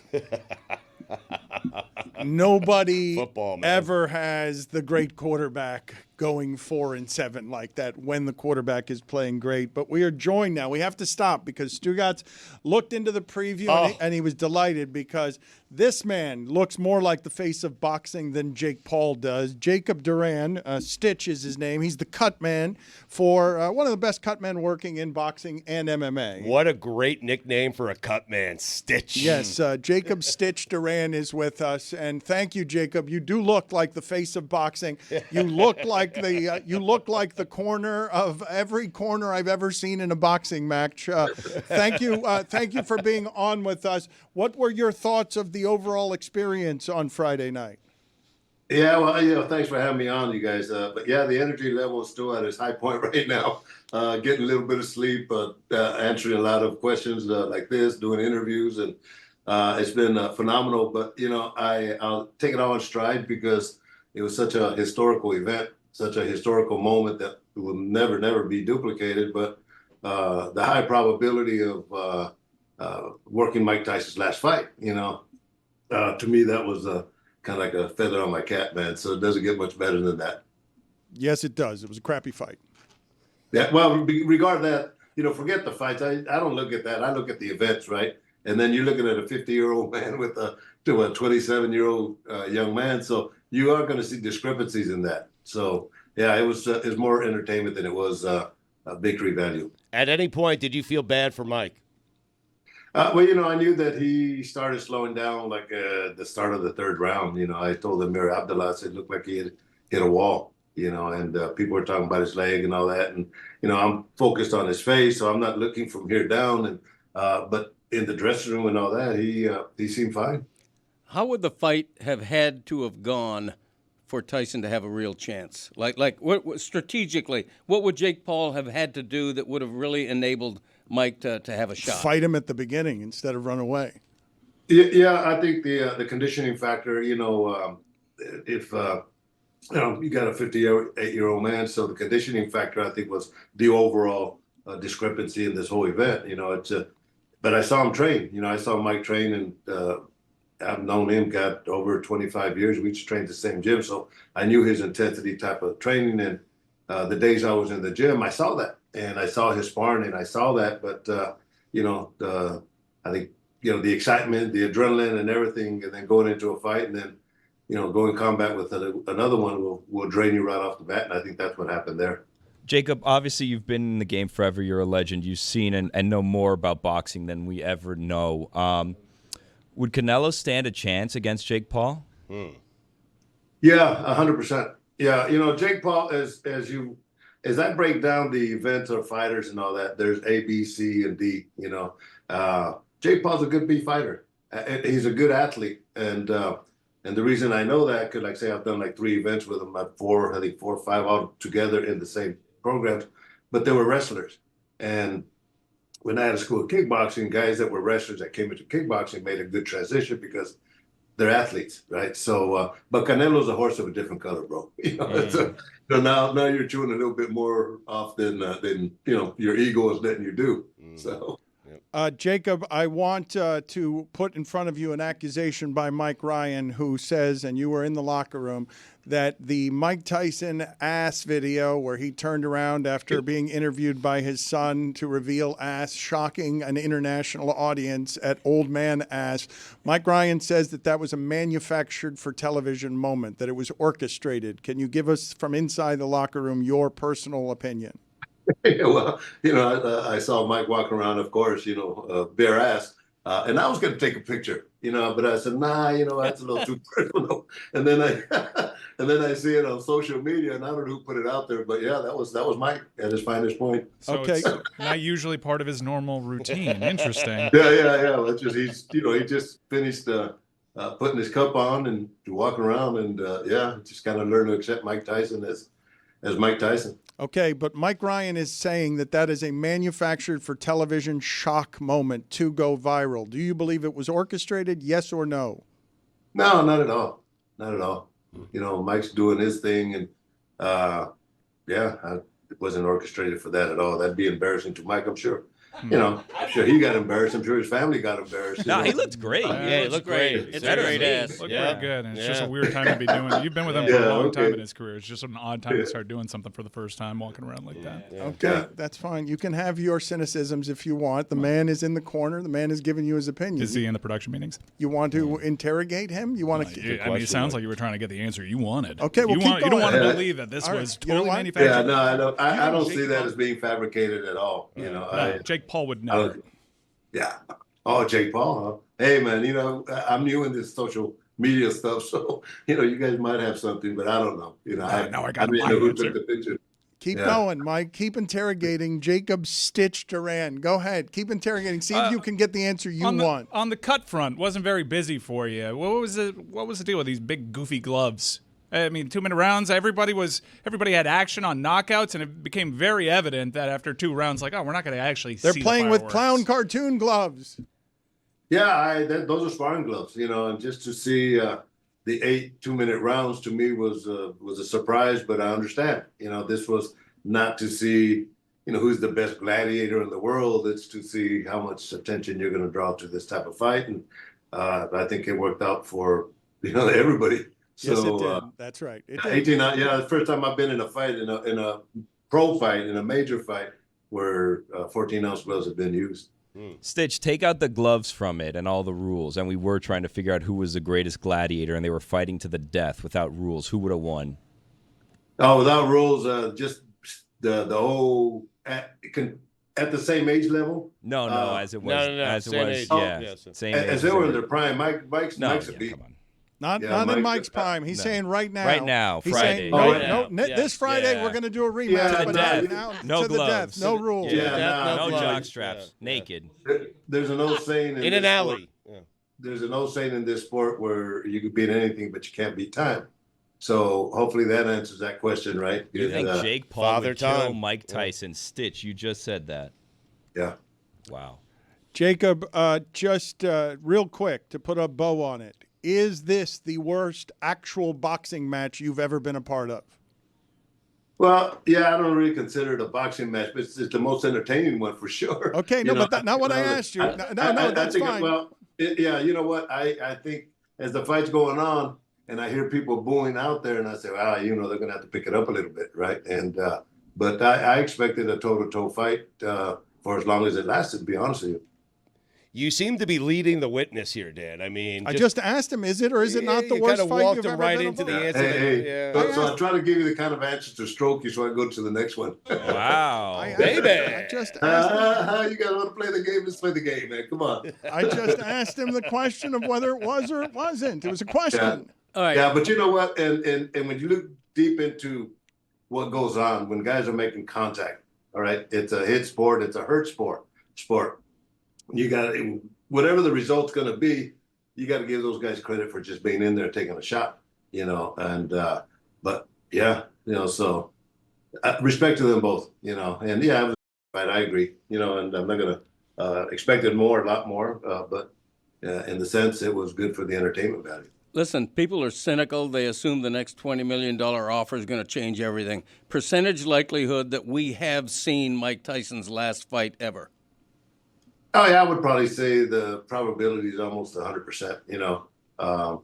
I think reality will kick in that you can beat anything, but you can't beat time. So yeah, I think he'll do fine. He's one of the best cut men working in boxing and MMA. Jacob, thank you for being on with us. We appreciate the time, sir. No, thank you guys. I'm gonna go back to sleep now because it's an early call for me. So thanks for having me on, guys. You really get it. You get the entertainment value of the thing. You don't care if it impacts boxing or not. And Father Time is undefeated. You really get it, man. Yeah. Great mustache, too. Yep, great. And a great mustache. How old is that mustache, Jacob? Oh, beautiful. Well, since I was 12 years old, like Pedro. Oh, wow. Since he was 12 years old, you had that much. What? That must have been shocking to the other 12-year-olds to have that mustache when And you your were 12 teachers. years old. I mean. Yeah, and it's funny, in the Undisputed game, they had me without my glasses, and I said, well, my mustache, my glasses, and my hair are my profile, so I'm trying to get it back. Good seeing you, Thanks for having me on, guys. Thank you. Thank you very much. We're going to get to Stugotz's weekend observations here in just a second, but I did want to get back, Stugotz, quickly before we do that, to a couple of football-related things. The Bears lose in maximum Bears fashion. They allowed one touchdown when they were offside and had 12 men on the field and allowed the touchdown anyway. The Packers debilitate them at the end. What are you smirking about, Jessica? Me? Nothing. Terrible loss for the Bears. Yeah. So stinky. I'm still trying to process that guy at age 12. With a mustache. With a mustache that looked like that at age 12. Please, I couldn't grow that mustache today. You're having some difficulty here with your bad arm day, and you've been having an unruly hair situation. Have you cut your hair since we publicly cut your hair here? Have you cut your hair? Because it seems like it's grown out a great deal, and when I came in here, it looked like you had stuck your finger in a light socket. Yeah, I had, actually, which is surprising because the light sockets are so small. It's tough to do that, and I wouldn't recommend it for anybody else. I have had a haircut since the freebie I got here, which wasn't really free because I had to tip the guy $20. But I need a haircut. But the arm day, I don't know when it's going to go away, but I'll be Bad arm week, I thought. Well, it's a bad arm week for now. It'll take a while. I mean, it's. Have you ever had a bad arm month, Greg? Yeah. I have in the past. It comes and goes, this condition. And I've talked to my skin doctor about it. It was a dermatologist. Yep. And she's not overly concerned. She's like, it's sort of an age thing. Don't worry about it. Forget about it. The splotchiness on your arm. Yeah, and I would like a magic cream that just made it go away. Because it's the red splotches. And you can moisturize. It's unsightly. So it is what it is. Doctors need to find the perfect balance, right? Because I don't like a doctor that's way too lax about things, but I also don't like a doctor that's overly concerned about situations. You need a doctor that's very level-headed and meets kind of what you need from them, right? Yeah, I like overly concerned. Really? Yeah. I have a little bit of hypochondriac in me, and so I want that extra test. I want that extra scan. What are you talking about? You famously undersell everything to your doctors. No, you think I do. I've had to go to doctor's appointments with you. No. When your cough was bad, I went with you to a doctor's appointment. That kind of thing. And then I spoke to the doctor, and he was like, "Oh, you haven't told me any of this." Greg, your thoughts, if I were to rewind the last 90 seconds for the people who are listening to this, like it's like you don't know that you're on the air and you're not performing. It's just you're talking like around the kitchen, that kind of thing. It doesn't matter whether what you're saying makes sense or not. You're it's just unspooling gibberish instead of like thoughts like you're a professional broadcaster on a Monday. Okay, I've heard him make this rant before. Yeah. Right. It's only partly rooted in truth. I take care of myself like nobody's business. Yeah. Okay, We know. I see 6 doctors. I got scans out the ass. Everybody's always taking x-rays and doing this, doing that, popping pills, 6 pills a day. Nobody works on their health more than Greg Cody. Nobody, okay?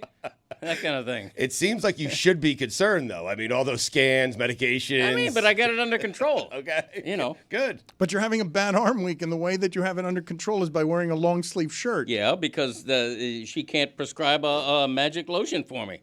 Invent one. It's on her. Yeah. You're bruising because your dog jumps up because you can't discipline it and scratches you with its talons, right? In this case, yeah, a little bit, yeah.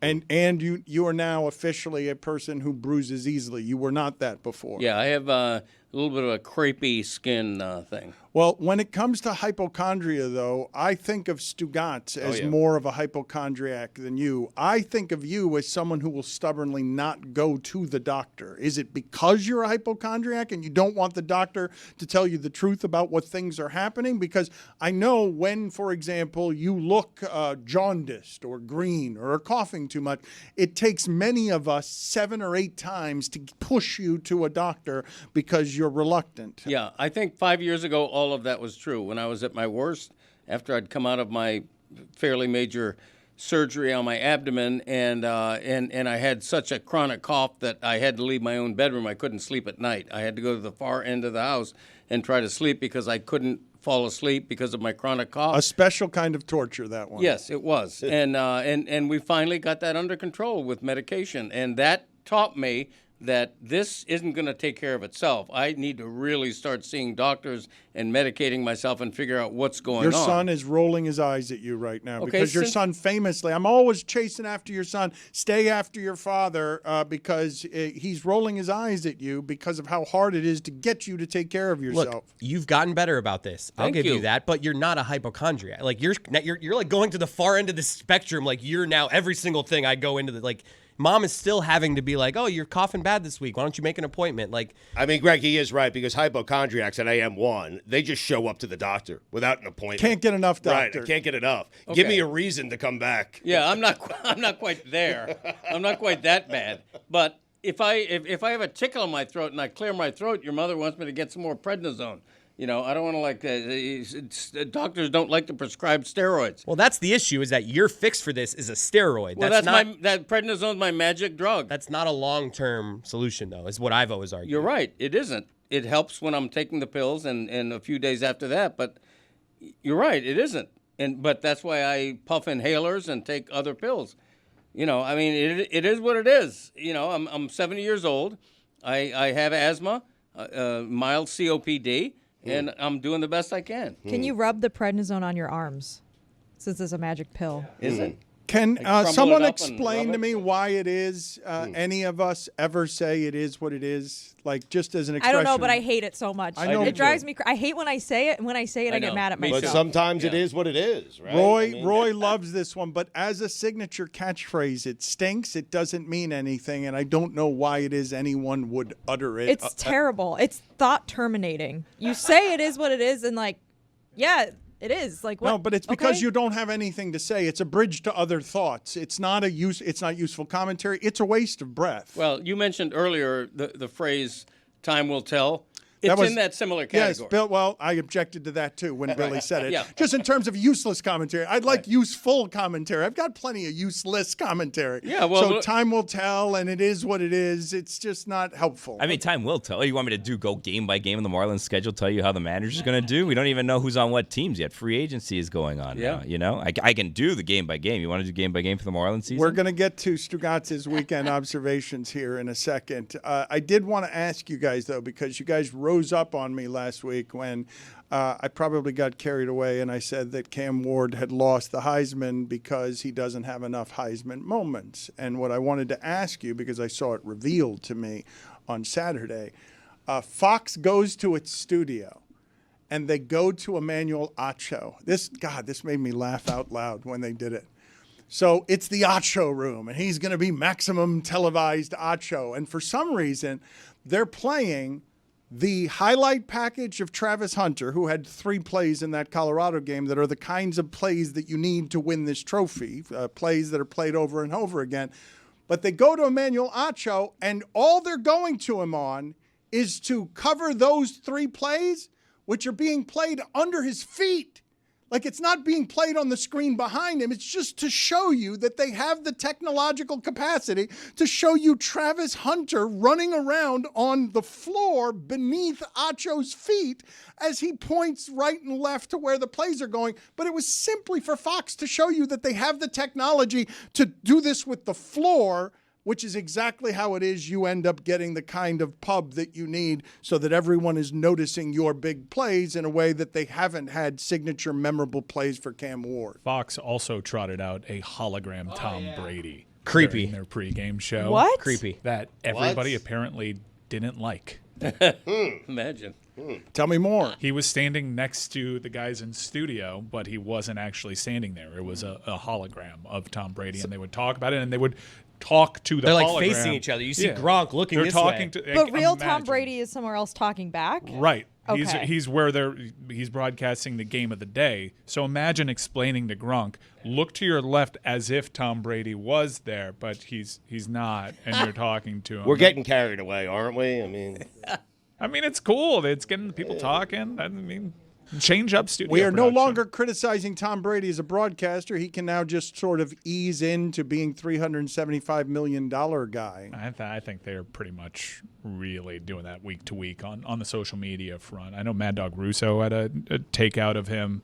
It hasn't gone the way that we'd hoped. He's had some bright moments, but this is also a really kooky dynamic that he has over there. It might actually lead to harsher criticism, and hopefully he gets a little bit more comfortable because he's not interfacing with these people when he's calling these games because he's a part owner of the Raiders. It's not going great. I thought it was going to be a lot better. I think I have to capitulate on this one. He just got to tighten it up. He just goes too long. He's always talking, and it's like, okay, you're doing well, just stop. And he just goes always that like 5 or 6 seconds too much. 5 or 6 seconds too much. We got it. He was trying to save time. Yeah, you Take are. a note, Tom That's what Brady. Brady needs to do. Tom Brady is getting panned, but I thought it was a lot quieter than it was after game 1. Like, we're going to complain on whoever the broadcaster is. We're not giving a whole lot of praise to anybody these days for broadcasting. We didn't complain about Olsen, did we? No, but he's not the one that's getting the praise now because he's not on the main game, and there were no expectations for Olsen. He was an That's fair. unexpected surprise. I've told you one of the great theater experiences of my life, movie theater, was The Matrix, because I don't like Keanu Reeves and I don't like science fiction. So I go in and I see The Matrix and I'm like, whoa, I didn't expect anything. Nobody expected anything from Greg Olsen, and he was able to consistently surprise us. Tom Brady walks in, $375 million. It's all we're talking about before he started.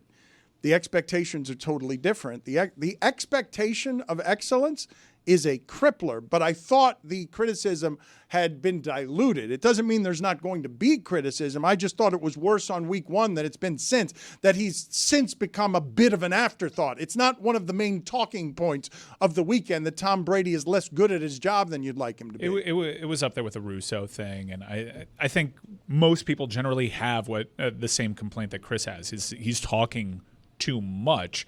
My criticism is he's not leaning on his own personal experience all that much and not becoming really a storyteller, because if you're not going to have inside access in these rooms, if you're not meeting with a coach, I just want to hear Tom Brady's true thoughts. And he's had those moments, like with Baker Mayfield.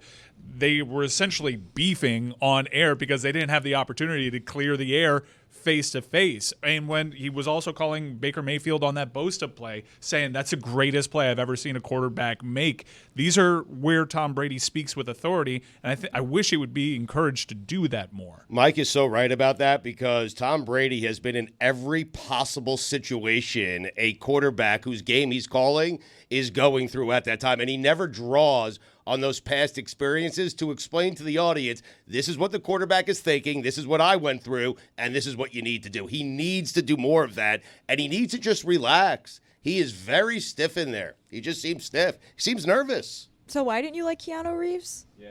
Just wasn't a fan of his Like work. Johnny Mnemonic? Just wasn't a big fan of what none of them. Like, didn't okay. love the Bill and Ted stuff. Didn't love any of it. I rewatched Bram Stoker's Point Dracula. Break. His hair color Did you see Point Break? changes like camera shot to camera shot. Sometimes it's white hair. Sometimes what is happening there? Sometimes it's brown. Sometimes it's salt and pepper. Sometimes it's just straight up white. You say what is happening there, and I asked that question of the San Francisco 49ers because Segue. You mentioned Bosa and that play with Baker Mayfield very quietly yesterday under the avalanche of everything that happened in football. A team we believe to be playoff good, San Francisco 49ers, take a hit yesterday, and it was funny to see them lose against Seattle at home. As soon as Bosa left the game, Geno Smith 2 touchdowns. Like Bosa leaves the game with a hip injury, and it's like, oh, there goes their pass rush, and there goes everything. They just lost because they can't stop Geno Smith from any angle. They can't get a pass rush, and they just lost to Seattle at home when none of us think that that's what the San Francisco 49ers season's supposed to be this year. Seattle is confusing, huh? Not really. Really? No, they'll be 500. Can't With, figure that they'll be team out. 500 with Geno Smith, and he'll come close to leading the league in passing, and you won't win anything. The Can't Lions be are going to win 500. the Super Bowl. The Lions have to win the Super Bowl this year. They added a game. It's hard. You can't go 500 anymore. I'm just saying they'll Which be a is mediocre stupid. Tie, team. you can. Yeah. No more 8 and Oh, 8. that's true. Good point. What are I we doing apologize. with odd numbers? I Stugotz's don't like beloved it. tie. The NFC West, by the way, is still very much up for grabs. Even after yesterday's game, they're still only a game out of first place. I also happen to think it's actually really good. They're just beating each other up. So the general impression of the division as a whole is not probably where it should be. We will get to Stugotz's weekend observations in a second, but from among the football things from the weekend, because we haven't gotten to college football yet, there were 2 things from that Titans game that were worth talking about. One of them Really? is that they had the longest play in the sport this year, 98 yards. Huh. The other one was, this bothered me. The Titans are on defense. The Vikings have 4th and goal, and they throw into the end zone. And the ball is broken up by what has been throughout my entire lifetime a perfectly legal hit right in the chest. And a flag comes out, and then it puts it goal line situation, first down. It's just a really damaging penalty to get wrong. It's worth way too much in a sport where the points are hard to come by, and it's hard to score against Minnesota. And I end up getting bothered because I legitimately don't know anymore what is a legal hit in football, because if you hit someone too hard, I'm like, that's a penalty. Even when you hit them with your shoulder in the chest, which is what happened. Like, they accused him of launching and a bunch of other different things. And I'm like, no, that's just a, like, that's a hit. You're allowed to hit somebody in the chest with your shoulder. It's not the sport is too violent that you're going to change the way that this game is recorded because you're making a call that is so punitive on something that doesn't seem to be the right call. And what you're penalizing, that looked too violent on television.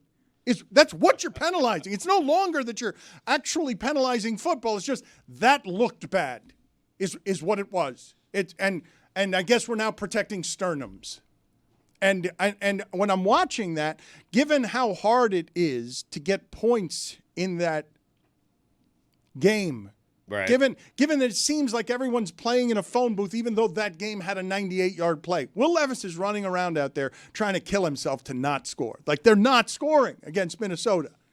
So if you give Minnesota free points, you're not going to be able to be in that game if you're Tennessee. Right. And I'm just wondering if you guys are watching any of this and being like, this isn't even being like, I understand how you have to make the game safer.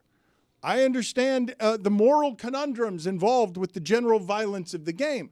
But once you've gotten to the point that you can't hit someone in a way that looks like it hurts without being penalized, I'm like, you're no longer legislating football. You're just doing PR. Yeah, I would argue that there's an overprotection of the quarterback right now, and that there's also an inconsistency on what and what isn't unnecessary roughness. I saw a play yesterday where the defender shoves the quarterback in the chest. Yep. And the quarterback, theatrically, I thought, falls backwards. Well, you have to sell it now because you know they're going to call it. Right. Or there's a chance they're going to call it. it. And that was a flag. And I didn't think it should have been.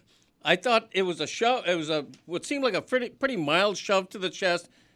The quarterback didn't have to fall, but the flag flew. And I think that's an example of overprotecting the quarterback. Yeah, Dan, there's also, like, in the non-quarterback category, this happened in a play in a Steelers game a few weeks ago where Minka Fitzpatrick got flagged for the same sort of hit you're talking about, where it was a really, really, like, bone-crushing hard hit, but it was legal. And so I think it was against the Colts. They got 15 yards, ended up scoring, won the game by, like, 3 points. And afterwards, the refs said that was an incorrect call, and it was actually shouldn't have been penalized. And so, like, just from watching football all weekend, like, the Pitt Clemson game on Saturday, there was inconsistencies with the roughing the passer call where Cade Klubnik got roughed and they called it on Pitt, and then like a few plays later Pitt's quarterback had a like massive shot to the helmet that they didn't call initially, and then eventually the refs did call it after everyone booed them for 5 minutes. It was just a disaster. The Notre Dame Virginia game had a ton of bad calls in it. Like, the officiating, just, I don't know what to say about it other than it is wildly inconsistent. It's frustrating as a fan, especially when there's points being put on the board because of calls like this in late game situations. And I just don't know what else there is Jessica, to say though, other than it stinks I sometimes. keep saying forms of the following, though. The reason it's wildly inconsistent, it can't humanly be done consistently. It's moving too fast. Like, we can put all sorts of stipulations in there. You know what you could do? If something is too punitive to be game altering, we're always reviewing that. We don't care if it slows up the game. You can't have something go from 4th and short, you've turned over the ball, to that 7 points because of what you just called. You should review that until you get that right. Like, there's no circumstance under which a penalty should be that punitive where it's worth more than all the other things in a sport we're watching, where we're like, oh, look, the Ravens and the Steelers are trying to kill each other. What's the difference in that game? The kicker can't make a couple of kicks. These calls are worth too much to do it poorly, and you're trying to govern something that simply can't be governed consistently. It's not a problem of these people aren't competent or they're not putting in enough hours. All of that moving too fast for old human beings to be able to get everything right. Yeah, I mean, I agree with you. I sort of empathize with like having to make those split-second decisions, but I don't know what the solution is, because I do think people care about the game being slowed down a lot. People hate reviews, especially if you're at a game and you're wasting 3 minutes on a total slowdown. It kills the momentum. It kills the fun. Like, no one wants to see football games get even longer because of long, slow reviews after just tackles. It's an either-or situation, though. You get one, not both, sports fan. You either get your sport properly officiated or you deal with longer games. You don't get to have both of those things. I'll take the longer games with them getting it right. You had the Vikings yesterday, huh? I mean, I did not have the Vikings. Spent a lot of time on Vikings-Titans. No, it was just when they were in the red zone twice. One was a 98-yard play, and the other time was I'm looking at a call. I'm like, that's not right. That's not. You can't do that. Right. And did anyone else have trouble with the glitchiness of the red zone? I saw a ton of complaints about it, but no one here had glitchiness with the red zone. Put it on the poll, please, at Le Batard Show. Was your red zone glitchy this weekend? Because this weekend reminded me, with the technological issues, of the advent of people getting addicted to the cell phone before the cell towers had totally the technology that they needed. So calls were always breaking up, but we had already gotten used to this is something that we do in the car, so it needs to work. So we complain about the cell towers. This weekend, you notice what the danger is in live sports, because the reason I saw a lot of complaints is, man, you make it glitchy during the witching hour, you're messing with people's addictions now. You're now invading it's where wins turn to losses. The entertainment being diluted there is not allowed because you've gotten too used to consuming it without dilution. So when you tune into Jake Paul and Tyson and you get buffering, or where you turn into the red zone and you get buffering, people get angrier about that than any other kind of buffering. There's a commercial that airs occasionally when I'm watching games on YouTube TV, and I have an Android TV, and in the commercial itself, the actor goes, "Hey, Google." And that automatically sets off my remote, and it pauses the entire thing. I'm doing it to someone else right now, and I apologize. But I feel like this should have been considered when we put this ad out there, because you have a solid chunk. I imagine like 30% of the people watching that in that moment all of a sudden have to pause and tell their TV, no, that wasn't me. I didn't mean to do that. I'm confused, though. When you guys talk about boxing, you always talk about buffer this, buffer that. But then when Netflix buffers, you don't like buffer anymore. You know what I love on YouTube is the moment of zen. Oh, it's the best. It is unbelievable. It is so good. It is Yes, I'll skip that ad. Oh, Valhalla. Mike, is there anyone in our audience whose wife is named Siri who has this problem? No, but maybe there's some Alexas over there. Yeah. I've said the word Alexa in my kitchen, and the person, the Alexa answers me, and I didn't even mean her. Well, why were you saying Alexa? Just for fun? It happened once. My wife and I were discussing Billy Joel. Yes. And he's got a song, I think it's about his daughter, and Alexa's in the title. So I'm saying to my wife, what's that Billy Joel song about his daughter Alexa? And then over there, disembodied voices going, "May I help you?" or something. Yeah, no, that's happened to me too. I'm having a discussion with my wife in my room, and it's a serious discussion. And then it's like, "Moving Out" by Billy Joel. I don't have access to that right now. I was like, what are you talking about? We weren't talking. Chris Cody, on Thursday night, if people want a riveting conversation like this over nachos and Rib rolls. Rolls and chicken wings. Do you have a favorite Flanagan's item, Billy? Is there one item among all the items that you like more than the others? How can you pick just one? So many good options. The cup. Yep. The cup is good. The Yeah. wings are good. Love The the ribs green are cup. good. It's all good. We're doing this on Thursday night. The Steelers bring their culture of violence to the Browns. I fully expected someone to pull out a samurai sword during that Ravens-Steelers game. Thursday night's a Steelers trap game, Dan. Wow. We should do custom Le Batard Show Flanagan's cups. Oh. With my face on 2 them? days Yes. notice. Yeah. I mean, we don't have to do it now, but we could do it at some point. We should. Put my face where Flanagan's face is? Greg kind of looks like Flanagan's. Flanagan. Yeah. I've been told that. Have you? Yeah, Joe Flanagan. Papa Yeah, Joe. no, I have. Joe. Jeffrey Loria. I look like all kind of people. You do look like Jeffrey. Yeah. Yeah. Zelig. I'm everywhere. Exactly. Are you going Thursday night? I had not planned on it. Yeah.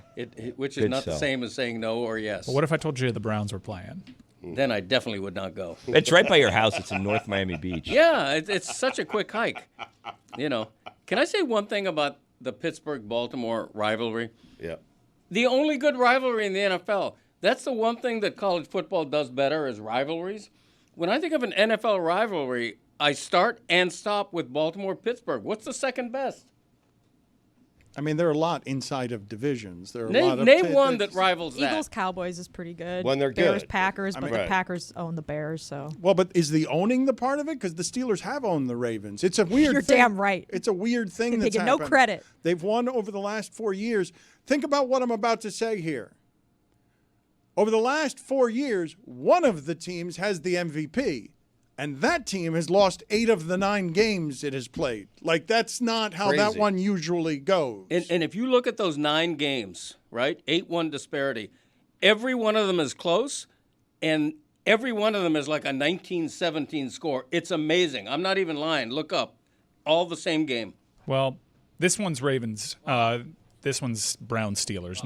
No Ravens. So it's probably going to be a bit of a different matchup. One culture of violence. But Kadarius Toney is there, and that's been pretty fun. He almost scored yesterday. Granted, he finished the game with -7 yards, but he did almost score. You had to watch it to make sense of it. But again, come out and join us this Thursday night, Flanagan's in North Miami Beach, 13205 Biscayne Boulevard for a Thursday night football watch party presented by Miller Lite, a long partner of ours. We're so honored to have that relationship. It's the Steelers, it's the Browns, and it tastes like Miller time.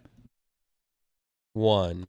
Start of the day, start of the day, it is your start of the day.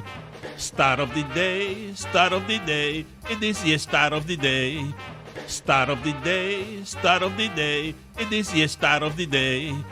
Start of the day, start of the day, it is your start of the day.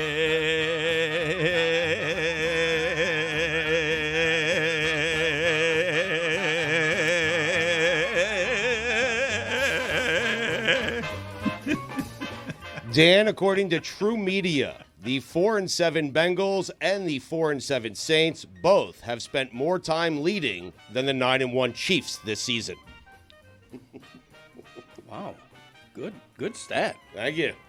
That's the point of the music and the reason that the stat of the day is the popular thing that it is. Also very popular around here. Stugotz's Weekend Observations. And Stugotz, we got to do this because there's still a lot to talk about, all right? We got to get to the fraud involving a bear suit, which is funny. We have to get to the Bill Cowher and others doing the Bills Mafia jumping through fiery tables thing. And we have to get to a helicopter coin toss before we get out Lot of here to get today. to. Yes, Yeah. but we begin with Weekend Observations. It is time for Stugotz to share his game notes. No one in the media will tell you what happened better than my boy Stu. Weekend Observations brought to you by Miller Lite. Great taste, just 96 calories, available for delivery. Dan, 2 weeks ago, he tapped out for a play because he had the audacity to admit he was tired. His fraud of a coach said Joe Flacco was the starter for the remainder of the season. 2 losses and 4 interceptions later, Coach Phony's hand was forced. Yesterday, he completed 66% of his passes for 272 yards, 3 touchdowns, including the game winner. And Dan, just like that, make no mistake about it. Let's congratulate him together because Dan, for the first time ever here on Weekend Observations, Anthony Richardson is back. Put it on the poll, please, Juju. Wow. Was Coach Phony forced to play QB Tony? I mean, enough of that guy. Steichen, seriously. I mean, how can he? First off, Anthony Richardson should have punched him in the face. He has no business celebrating with Anthony Richardson. I'm sure that would have gone over with You America. benched him. You benched him. You told your team Flacco was the starter. And then you went against everything you said. You look like a joke in the locker room. And 2 games later, you're back to Anthony Richardson and celebrating with him after that victory. Terrible job. Anyway, Ravens Steelers. That's football. They've been playing that Ravens-Steelers game for 30 years. If you look up the definition of 18 to 16 in the dictionary, what you'll find is Ravens-Steelers. It's what that game's all about. 6 field goals wins it. Yeah. When Mike Tomlin has a team that is converting field goals and not scoring touchdowns, he has you right where he wants you. He's 2-0. Yeah, it's funny. Anyway. The only loser in the Jake Paul-Mike Tyson fight was us. Boxing. Dead. Sports books. When you congratulate me on my deposit, it doesn't make me feel any better about my deposit. Congratulations! You've lost and have to deposit more money. I mean, I love sports books. I do. I love gambling. I think you should But be don't congratulate me on a deposit. I think the sing-song way you said that, you should audition to replace the AOL guy who just died here recently. The voice of the sports book, Scratchy Stugotz, just saying congratulations, we've got more of your money. Speaking of sports books, Stugotz's personal record book. Pre-order now. StugotzBook.com. Bestseller. Greg Cody as well. Bestseller. Already a bestseller, and it's not even out technically yet for the holidays. When is that? That's coming up in a minute, isn't it? Where it's like the official grand opening of you can get this everywhere, not just at StugotzBook.com. A week from tomorrow. A week from tomorrow. I already found a typo in it. Oh, no. Meadowlark was spelled wrong on my page. Get out of here. I mean, Stanzik. Jesus. Damn it. Editors. Big publisher, too. I think that they have editors. You're right. Congratulations to the 72 Dolphins on another year as the only perfect team in NFL history. You see Zonk, he's taking over like for Merck. Yeah, he has. It's great, yeah. Mercury is insufferable up in heaven right now. Yeah. Zonk is going everywhere, telling everyone to bleep off they're the best they've ever been. I love that. Can't even make fun of them this year because it's like a too soon thing. With Merck because he just passed away. But Yeah, keep in normally mind, it'd be like, oh, boo, go drink your champagne, losers. But no, it's like sad now. the There thing used to that be I so love. many more people toasting.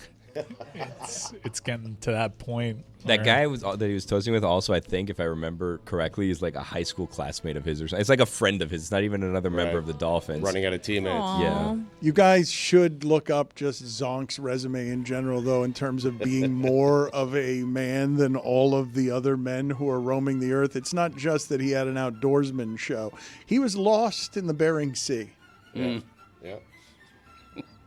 Didn't sweat it either. No, they just So had he the sucks Coast at Guard. directions. He is a man. Didn't the Dolphins have like another fullback that like fell off a boat and floated, like Rob Conrad, Rob right? Conrad, Like, yeah, we had him Dolphins on. are like leading the league in former players just getting lost at sea and surviving somehow. Yeah, but Rob Conrad was a fullback who was like lost in a canoe because he took a wrong turn in the Everglades. They had to go, Coast Guard had to go helicopter and find Zonk. That's not Rob Conrad. I Was think also Conrad's in the story was ocean. more- yeah. No, he was also in the I'm with you, ocean. yeah. And won a canoe. He just fell off a boat that kept going away from him. A wrong turn on a canoe. Look, I'm I'm not. standing up in like waist deep water. I don't want to manifest this at all. I'm saying this on the front end. I'm worried about Jimmy, honestly, going out on the boat constantly because he goes out fishing by himself a lot. Yeah, but he's skilled. I mean, Yeah, it just takes one bite. You know what I mean? The 3 rings. It can be easy to be lost at sea. And I did undersell what happened to Rob Conrad, but I just say that comparatively to what happened to Zonk, it was the equivalence of getting lost on a paddleboard. Just comparatively. wrong turn on a canoe. How come somebody on Conrad's boat wasn't going, where's Rob? Yeah. He was alone. Oh, was he? Yep. Okay, that's it. That answers that. On See, a I canoe. asked That's and why answered. Billy was afraid for Jimmy. Jim Harbaugh lives for short yardage situations. Situations is what I was trying to say. LSU, until next year. How much longer is LSU going to pretend that Brian Kelly is a good coach? Has he won a total of 10 games? He stinks. Is the total 10? No, he won 10 games the last 2 seasons. Right. He's got a 10-game win streak per season record that is going to be broken this He's got year. a $68 million buyout if they decide to get rid of him. I mean, so he'll be there for a while. Stash this away in the Something to Ponder file. Has 81 degrees become the new cold front in South Florida? No need to discuss now. Probably should have discussed this 50 years ago. Just stash it away for a rainy day. This weekend was a cold front. It was humid. It's supposed to be 71 degrees It this wasn't. morning on South Beach. Yeah, hot. A hot 71. It was nice. It was nice. Breezy. If you say so. Texas, congratulations on both surviving and advancing. Tulane, keep an eye on them. The Green Wave. Stanford football used to mean something. Why'd you just do that? They won this weekend. Yeah, it used to mean something, though. I mean, you cannot have 40 fans at a game, and then when you win that game, have those 40 fans storm the field. It's embarrassing. It used to mean something to be a part of Stanford football. John Elway played there. Andrew Luck played But they there. won as a 3-touchdown underdog against Louisville. They were To get their record to 3-9 or something like that. The end of that game was insane. Yeah. Louisville got a 15-yard unsportsmanlike conduct penalty to put Stanford in range of a 57-yard field goal, then jumped off sides, and it became a 52-yard field goal, and they made the field goal. Yeah. Can't have a tree as a mascot. I agree. I hate that Great stupid point. tree. It's a great point. And they're a cardinal, right? Put it on the poll, Yes. please. Yeah, but at the mascot's a Le Batard tree. That's Show. the mascot of the band. Is the Can tree. you have a tree band as a mascot at Le Batard Show? Can you have a band mascot? I mean, Huh. I don't know how I feel about that. James Franklin, do it against a good team. Not anyone in particular, just someone good. Anyone. Thanks. No one steals fantasy touchdowns from more deserving teammates quite like Taysom Hill. I mean, he just steals them. He steals them. I mean, Kamara's out there. He's getting them down the field. He gets them inside the 5, and then you know who steals his touchdown? Taysom Hill. Mike, a couple of weeks ago, you were saying bet at value Taysom Hill over 1.5 touchdowns. Did you bet that this weekend? No, Dan. Taysom Hill also had like 180 rushing yards. He wasn't just He did. stealing touchdowns. I know. yesterday. He ran into a team that looked like it quit. Yes, but for his career, Billy, he is a stealer of touchdowns. For more deserving players, that's all I'm saying. He only had 130, 180 combined with receiving. Dan, you have never sounded older than you did when last week, on 3 separate occasions, when speaking about young people, you said to me, they don't know what they don't know. Here's what I know. You need to stop saying that. It is what it is. Hey! Time will tell. The Jets trotted out their 4th kicker in 4 weeks. I hate them. Yesterday, the Jets scored 25 points for the first time this season. I hate them. Despite that offensive explosion, they still lost. I hate them. Not a matter of if, just a matter of how. I hate them. I imagine Robert Saleh watching the Jets game from his couch with his feet kicked up and a big smile on his face. Dan, the S in Saleh stands for smiles. All smiles. I love a full complement of timeouts. Don't you feel better when you have a full complement? Yeah. Yeah, it's great. The Jets never have that. Is there a full complement of anything other than timeouts? Like, does that phrase get used with anything else? A full complement of anywhere other than with timeouts? No, that's it. Uncorked as a phrase is only used for wild pitches and wines. Is this in that category? Is this Bats. Someone told me I have an ass, don't quit. I said, that's a full compliment. Yeah.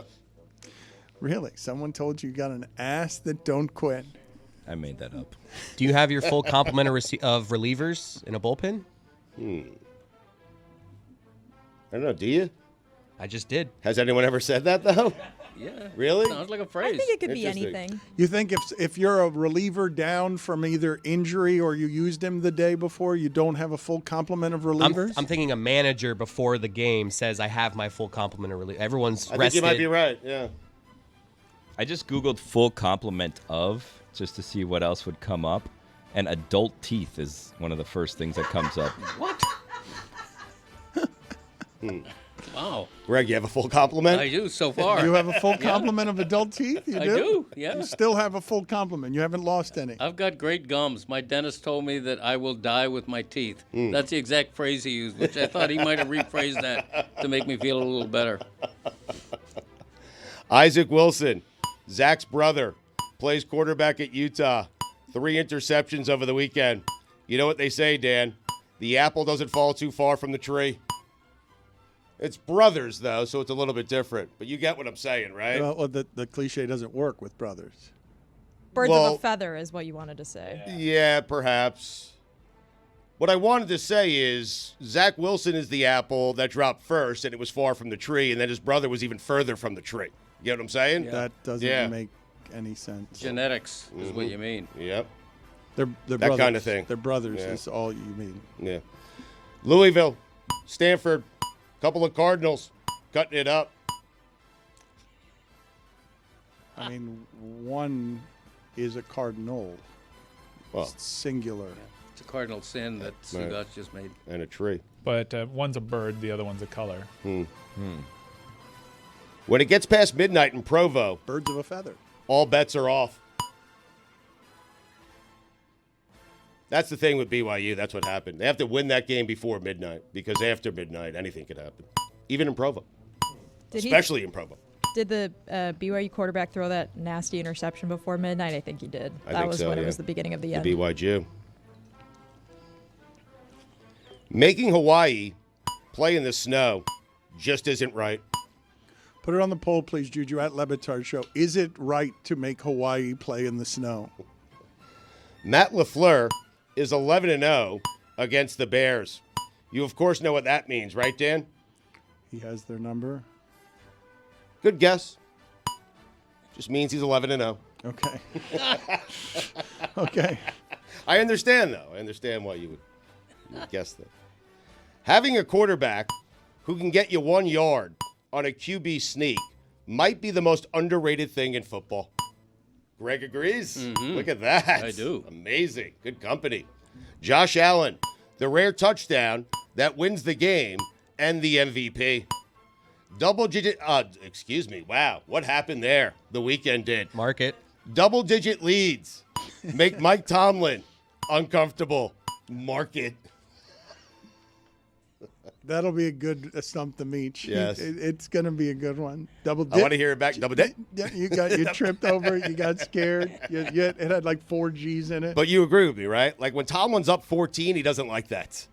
He wants to out-coach you and out-kick you in the final couple of minutes. He does.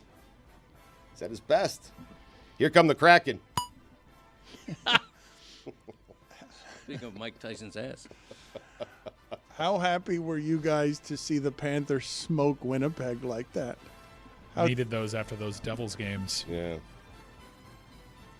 Somebody had to lose between Nebraska and USC. Nebraska clearly wanted it more.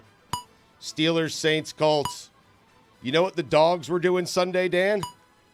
They were barking. They were barking. Yeah, I can see how you're off. You guessed right the first time. And, Yes, guessed wrong. Yeah. Fran Brown earned his shower this week.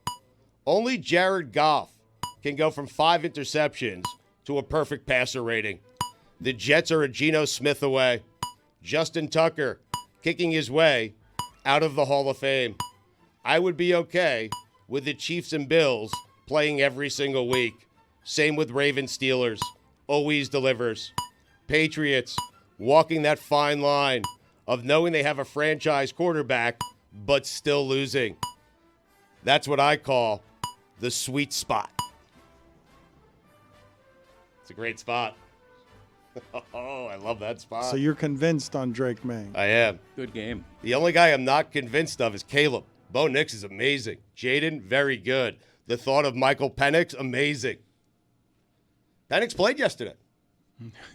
Speaking of Couple teams snaps. that looked like they quit, Mike, because I don't know how you do that with Cleveland where they lose 35-14 and you see a team that quit, but that Atlanta result looked like quitting, even though it wasn't quitting. Denver did that to them. I'm excited to have Kirk Cousins in the studio for Football Night in America. I think he's going to kill it. I think he's going to be a great commentator. Mm-hmm. Dan, you know what the P in Doug Peterson stands for? Pack your bags. Bill Belichick, Jacksonville Jaguars, collision course, Jacksonville. It's happening. He's going there. Nobody loves a shovel pass like the Kansas City Chiefs. They do. They love them. Put it on the poll, Juju, at Le Batard Show. Would you be fine if the Bills and Chiefs played every week? Yeah. Justin Herbert can scoot. Bo Nix and the Broncos squarely in the mix. Bo Mix.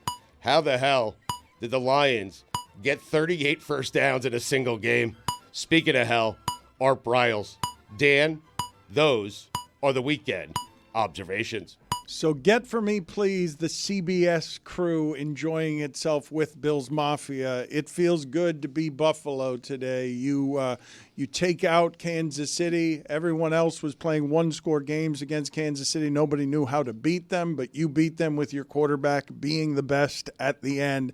And let's just watch here what was happening during Bills Mafia fun as everything descended on Buffalo, and we had a bunch of people who did not know how to jump and run and fall into tables.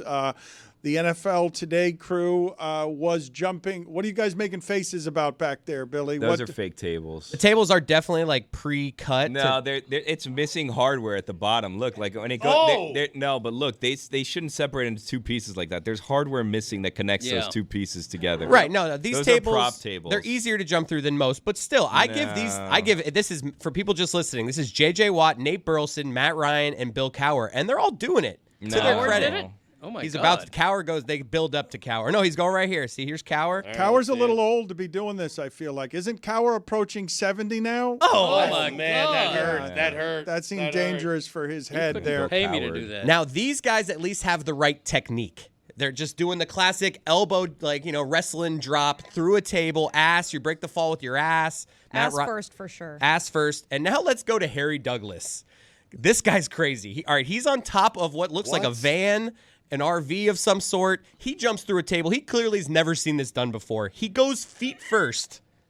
Yeah, I don't think that Harry knew what he was doing here. This is not how you do this. Ouch! That's a good way to hurt yourself. So he goes feet first. His feet fly into the air. His head goes back as if it's going to. Luckily, he did not bang his head on the ground. He was okay. But he doesn't know what he's doing here. He's doing it poorly, and he's doing it a second time. No, that's a replay. The best part about this is no. The best part about this is he does do it a second time. Guys, the same way. He goes back up. He does it the same way. It's not as bad of a fall, but he doesn't learn his lesson. He goes feet first, and why is he doing that? Why isn't anyone telling him that's a how real you do table. it? Oh Crazy. my God, this is such a terrible idea. Wow, and a waste of tables. We wouldn't even do that at Meadowlark. It is a waste of tables. Can you guys get for me, please, the video of the helicopter ball drop, coin drop, and just basically it's a fight at the start of a football game to drop a football onto the field and have whoever it is that gets that football. This seems like a waste of fuel. It seems like a waste of money. It seems like, what is this game? Where is this happening? This is in Utah. This is a 1A state championship game. And it's just two players sitting at the midfield. They drop the ball what looks like 100 feet, and it's just a free-for-all to get the ball. I love that. So if you get the ball first? Is that the... Yes. Or you get to decide, probably. Like as face-off. If you won the coin toss. Yeah, I'm with Dan, though. This seems inefficient in terms of funds. Good use of government money. A military helicopter being used for that. $5,000 every time it lifts off. I imagine that's not cheap to get a helicopter over there to do that. I wanted to switch here, though, to an insurance fraud story before we finish up this hour. I don't know if you're familiar with this, Stugotz, but there was an insurance claim that was made, and there's video proof of the insurance claim, which is a bear destroyed our property. And this story unraveled as soon as the insurance the insurance checkpoints the adjusters found out that it wasn't a bear, an actual bear. It was just a human being in a bear costume. Yeah, these people were like, hey, a bear broke into our car, and they sent this video footage in to their insurers, and the insurers were like, something about this bear video is not right. And they were able to do an investigation and deduced that this was, in fact, a person in a bear costume with completed with a furry snouted head, paws, and metal tools in the shape of claws. The bear had what was clearly a human elbow, which is where the story started to fall apart. And also it was the wrong color bear, because the brown bears are not common there. Black bears are, but they can be brown. But this shade of brown was incorrect. So the California Department of Fish and Wildlife was like, hang on a second. You know what? Points for inventive fraud. Yep. I mean, if you're going to try to, cheat the insurance company, go for it. You know what I mean? Yeah. Good try. Yeah. No, I think you get an F for this. It's an F all around, and it's a crime as well as an added bonus. We're saying A for effort. That's all we're saying. I'm going to give you an A for effort, and I'm going to give the Jets an A for effort on your pain. Let's finally play the song I asked for 2 hours ago. All in. All in? I'm a fan of the Jets. I'm a fan of the Jets.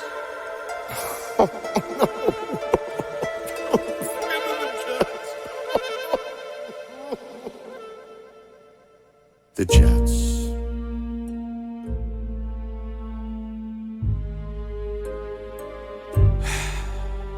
The Jets. Why this team? The Jets! The Jets!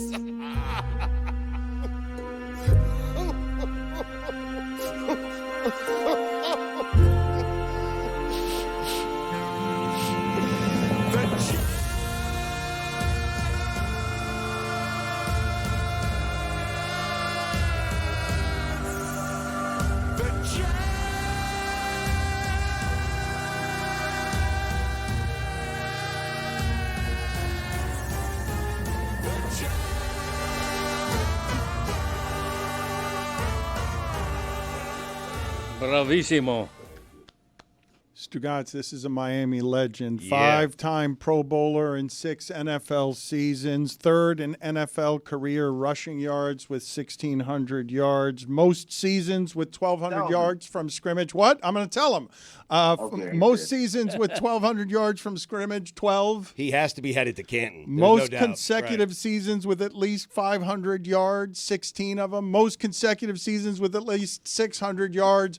Which is it, Frank Gore? Which is the number that you're proudest of, Frank? 16,000. Yeah. 16,000 yards. Yep. That's what I'm proud about. Mhm. You know.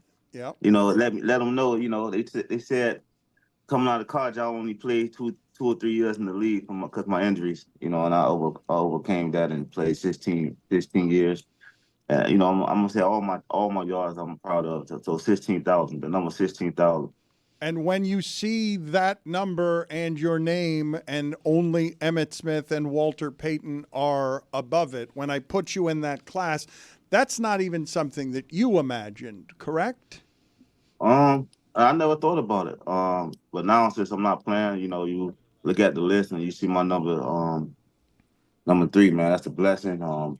I'm proud, and I'll be so happy to show my kids, and also, like, you know, because I kind of help coaching low league, part 1 of football. So I show my kids I coach, you know, on YouTube, like where I'm at, and they be amazed too, because you know they never saw me play. So yeah, I'm proud of it. Can you explain to the people how unlikely, against the odds, the entirety of your story is? Like, I know we've talked to you a lot over the years, but just when you think of your story being against the odds, what do you think of as the hardest things that got in your way? Well, you know, I would say what got in my, you know, my story was it's crazy. You know, going to the University of Miami. I went to Miami 2001. Played with the best team ever, college football team. You know, I played as a freshman. I came back next year, sophomore year. Going to my sophomore year, I tore my ACL. I got back on my feet, had a couple of games, and I tore my ACL again. You know, and a lot of people wrote me off. Then also I had going into the combine. I found out I had labrum tear in the combine, so a lot of people took me off their draft, off their draft board, and you know the 49ers took a chance on me, and everybody was saying that they took me too high in the 3rd round. And, you know, they said I was played 2 years, 3 years in the league, and I was able to play 16.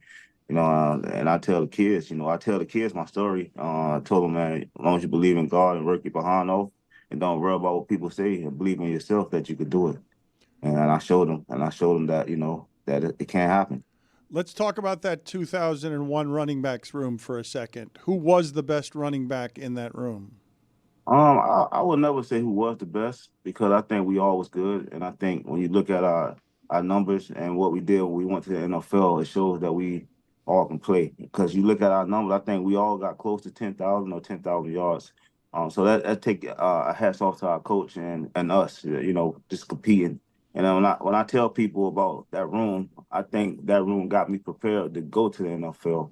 You know, because the NFL, they try to replace you every year. And I didn't care who they brought in the room, you know, and the 49ers, at the Colts, in Miami, the Buffalo, or the Jets, because I was used to it, going to the University of Miami for the competition, you know, just competing with Portis, McGahee, Jerry Payton, Najee Davenport. You know, it didn't matter to me, because, you know, what I had to deal with at the University of Miami. But what are the stories that can now be told 20 years later about how competitive that was? Because you're talking about a lot of running back, professional running backs. It was hard for you to play as a freshman. It was an accomplishment that you were playing as a freshman. I would say you had to do everything right. You know, at the time, in that time, you had to go to class. You had to bring it every day in practice, unless Coach Sargent wasn't going to play you on Saturday. But I will say what I took my hat off to Clinton Portis, man. You know, he was the starter. Me coming in as a freshman, I was like one of the top guys in the nation. And he never, you know, he took me under his wing. And a lot of guys don't do that when they see a guy who can play. You know, I could be like, he could be before the game, because I was his roommate the night before the games. He'll be like, "Hey Frank, I'm gonna go get 100. I'm gonna get 150 first half. I'm gonna let you go handle the second half. And stuff like that. So I take my hats off to my boy Clinton, man. He was real OG to me. He really took care of me when I went to the University of Miami. Harbaugh's crazy, right? That's my man. Harbaugh, a great coach. I don't disagree, but he's also crazy, right? Harbaugh kind of different. He regrets not running you more in the Super Bowl at the end. Has he told you this? Yeah, he did. I saw. He never told me, but I saw like the interview. I think last year, he finally said that he should have gave me the opportunity to run. But it's all good. I wish we would have got the win. But it was a great experience. Frank, I'm a body language expert. I've been interviewing for a long time. The way that you fiddled with that pen, you remember that he didn't run you late in that game, and you're pretending like it was okay when it was goddamn not right okay. It was not okay. Say it, Frank. You'll feel better. It was You'll not feel okay, better. Frank. Yeah. You were playing around with that pen because you don't want to say anything controversial, and I understand that I'm badgering you right now. Harbaugh, my guy, man. I love Coach Harbaugh, man. I talk to him a lot. I wish him well at the Chargers, and he's doing a great job, man. He's my guy. He's my guy. Frank, I need 3 yards tomorrow. Can you still get it for me? Oh, what are you kidding me? Yeah, I'll go get it. Yeah! My man! Yes! I'll go get it. I have no doubt either. No, of course not. He could go get it. Was it hard at the end to let it go, Frank? Because it looked that by the end, 20 years on the body in that sport doing that thing seems like it wouldn't be hard to let it go because of how much it hurts. Yeah, it was, somebody not winning the Super Bowl, right? No, I'm just talking about the physical pain of. I'm talking about what you did for football? a living. Yeah, football. No, I was like when I was playing because I loved the game so much. I used to be scared about, when I got older about, just what I'm gonna do when I'm done. But I always told myself, if I couldn't work out and didn't want to work out the same, I walk away because I take pride in how I look on some days, and I know like if you don't work out the off season, you're not can't be yourself on some days. And once it was my year after the Jets, I remember when I started off season workout, and I just didn't want to do my second workouts no more. Because I used to work out twice a day. I felt like the morning workouts, working out with other guys in the NFL, that's what you're supposed to do. But the workout, what got me over the top, my second workout, my second training, that was nobody not doing. Everybody probably partying, but I'm out training. And when I was skipping days, not working out, my second workout, that's when I was kind of iffy about me going back. And I did get calls 2021 to go back and play. And when I told them no, I was happy with myself because I never thought I'd say no about playing ball. What were the opportunities that you turned down in 2021? I had Baltimore. I could have went to because my coordinator who I was with in my San Francisco, Greg Roman, he was the coordinator, and that went on. J.K. Dobbins got hurt, and they called to see if I wanted to come up, and and I decided, and I told them I knew I didn't train the way I usually train. And when I told him no, he was surprised himself because he know the way I love ball. But I was happy with myself. I was happy for me, to walk away like that on my terms. You know what I'm saying?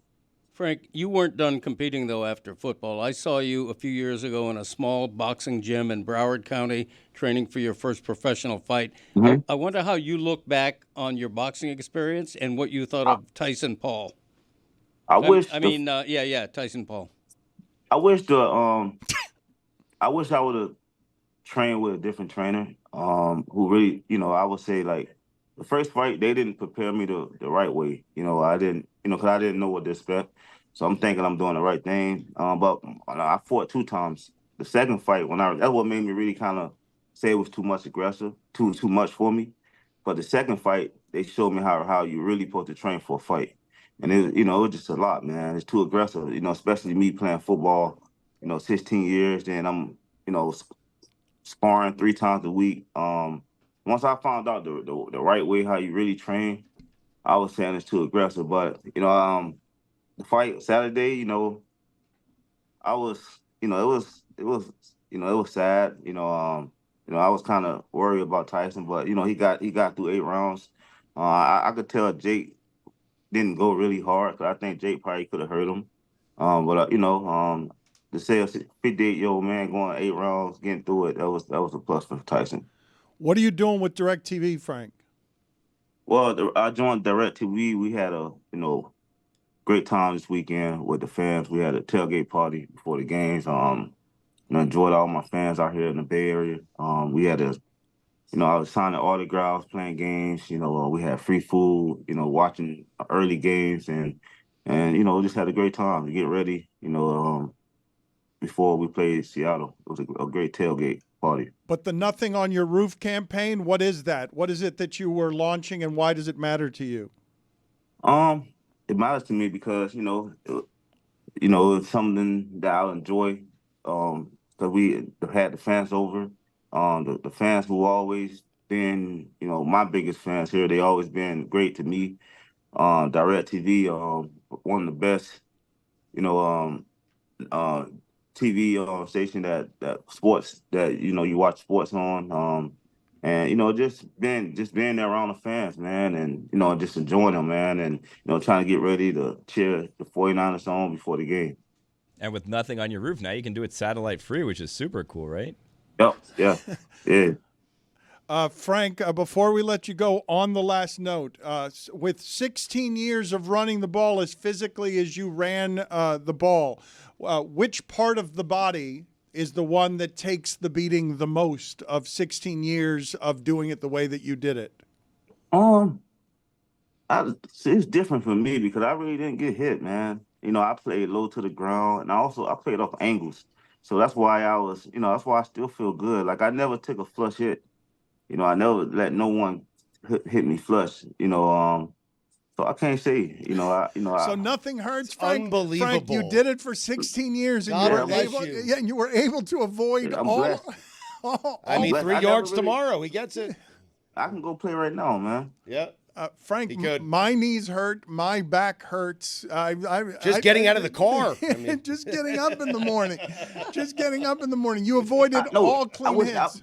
I wish you could see me train right now. I still, the summer times I train young running backs, and I go out and train with them. I train my son. I train with Jonathan Taylor. I train with a lot of other young running backs was in college. Damian Martinez at Miami. I wish you could come see us. Who came the closest to a clean hit on Frank Gore? Give me a name. I would say, God bless his soul, when I was my first year, my rookie year, Sean Taylor. But I could kind of tell he did it on purpose, not to really try to kill me. He kind of hit me with his shoulder because that's my boy. That was my boy. So he eased up on you. People talk about Sean Taylor that way in a way that's really confusing to me. The way they talk about Sean Taylor in retrospect. Yeah, he was one of the best guys I played with, man.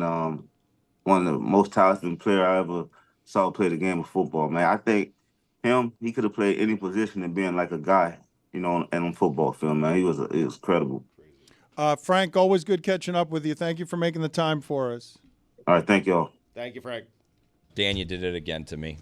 What'd I do? We went through the whole show. You don't want to hear about my listener league experience. How I never did this do. week. I never do want to hear about your. I don't. I'm just not interested in any way about your listener. Why? You can participate. Join us, Dan. Every week you can do it. DKNG.co/Smirnoff, presented by Smirnoff, the world's #1 vodka. Please drink responsibly. That was too fast. You need to help people get the information in a way that's slower. DKNG.co/Smirnoff.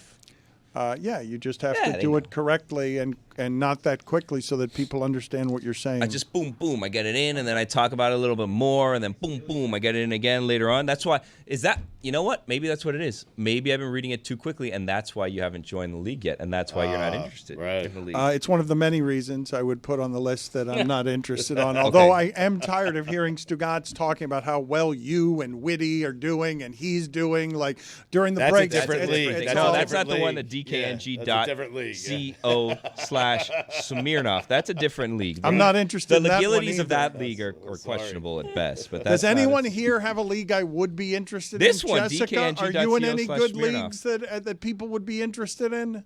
League of Legends. Do you want to play with me?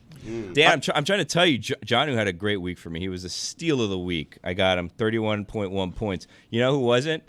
Russell Wilson. Oh. Terrible performance. Ooh. He really shit the bed. 7.3 points. Speaking of shit the beds, Greg, you had something about potty training? Good natural segue, Wow. Billy. I'm glad that we just offered you that as during the break. You said you had a good way to lead into it, and you showed me nothing. Thank you for that. I don't want to talk about Greg Cody's potty training. I want to talk about I don't college blame you. football. After that build-up. It's actually not my potty training. I've been potty trained for about 67 years. When you lose your faculties, and I'm not saying that you have, but you will at some point. When you lose your Thank you faculties for that. and you go back, you can't re-potty train, right?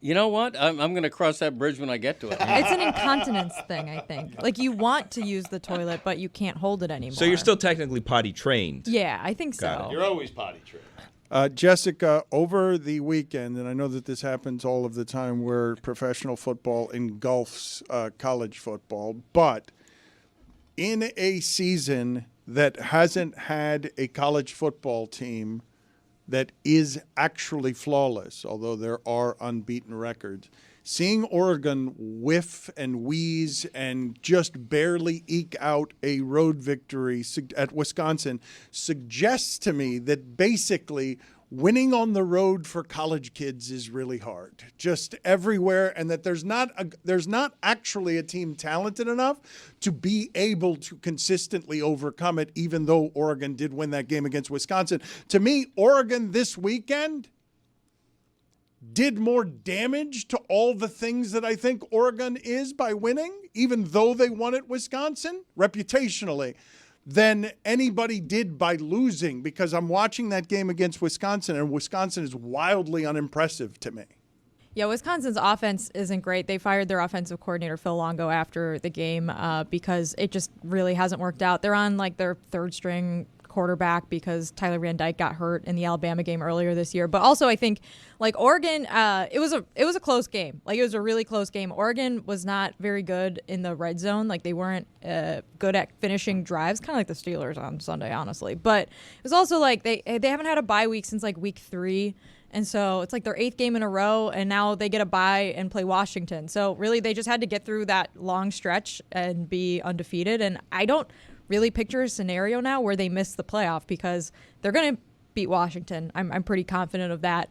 And then they're undefeated. So yeah, it was a close game. I think Wisconsin, like, they're confusing because they haven't really been great this year, but they're not, like, the players were up for that game, especially the defense. And it was a home game, and like the energy was really great. And so I think all of those factors kind of play into it being a little closer than you expect. But Oregon, obviously, they get the result, and that's all you need in a season where you already have, 10 other But wins. you understand what I'm saying when I see that game and I'm like, oh, came away less impressed. You're undefeated, yes, but came away much less impressed about I believe that any team in football that we put in the playoff can beat that one. It was a bad win, huh? Yeah, but I think that's where college football is, and I think people, media and fans alike, are really struggling viewing this sport any way than they used to. Right. Which is, wow, that's an indictment on Oregon. I don't think it is. If you provide the context of it's their 8th straight game, it's their 3rd time traveling to a different time zone within that stretch, it's a conference road game in a historically difficult place to play, winning is hard. There isn't a dominant team in college football this year. There is an entire tier that pretty much anyone in that tier can beat the other. I think it's a fascinating season for some of the reasons we're mentioning.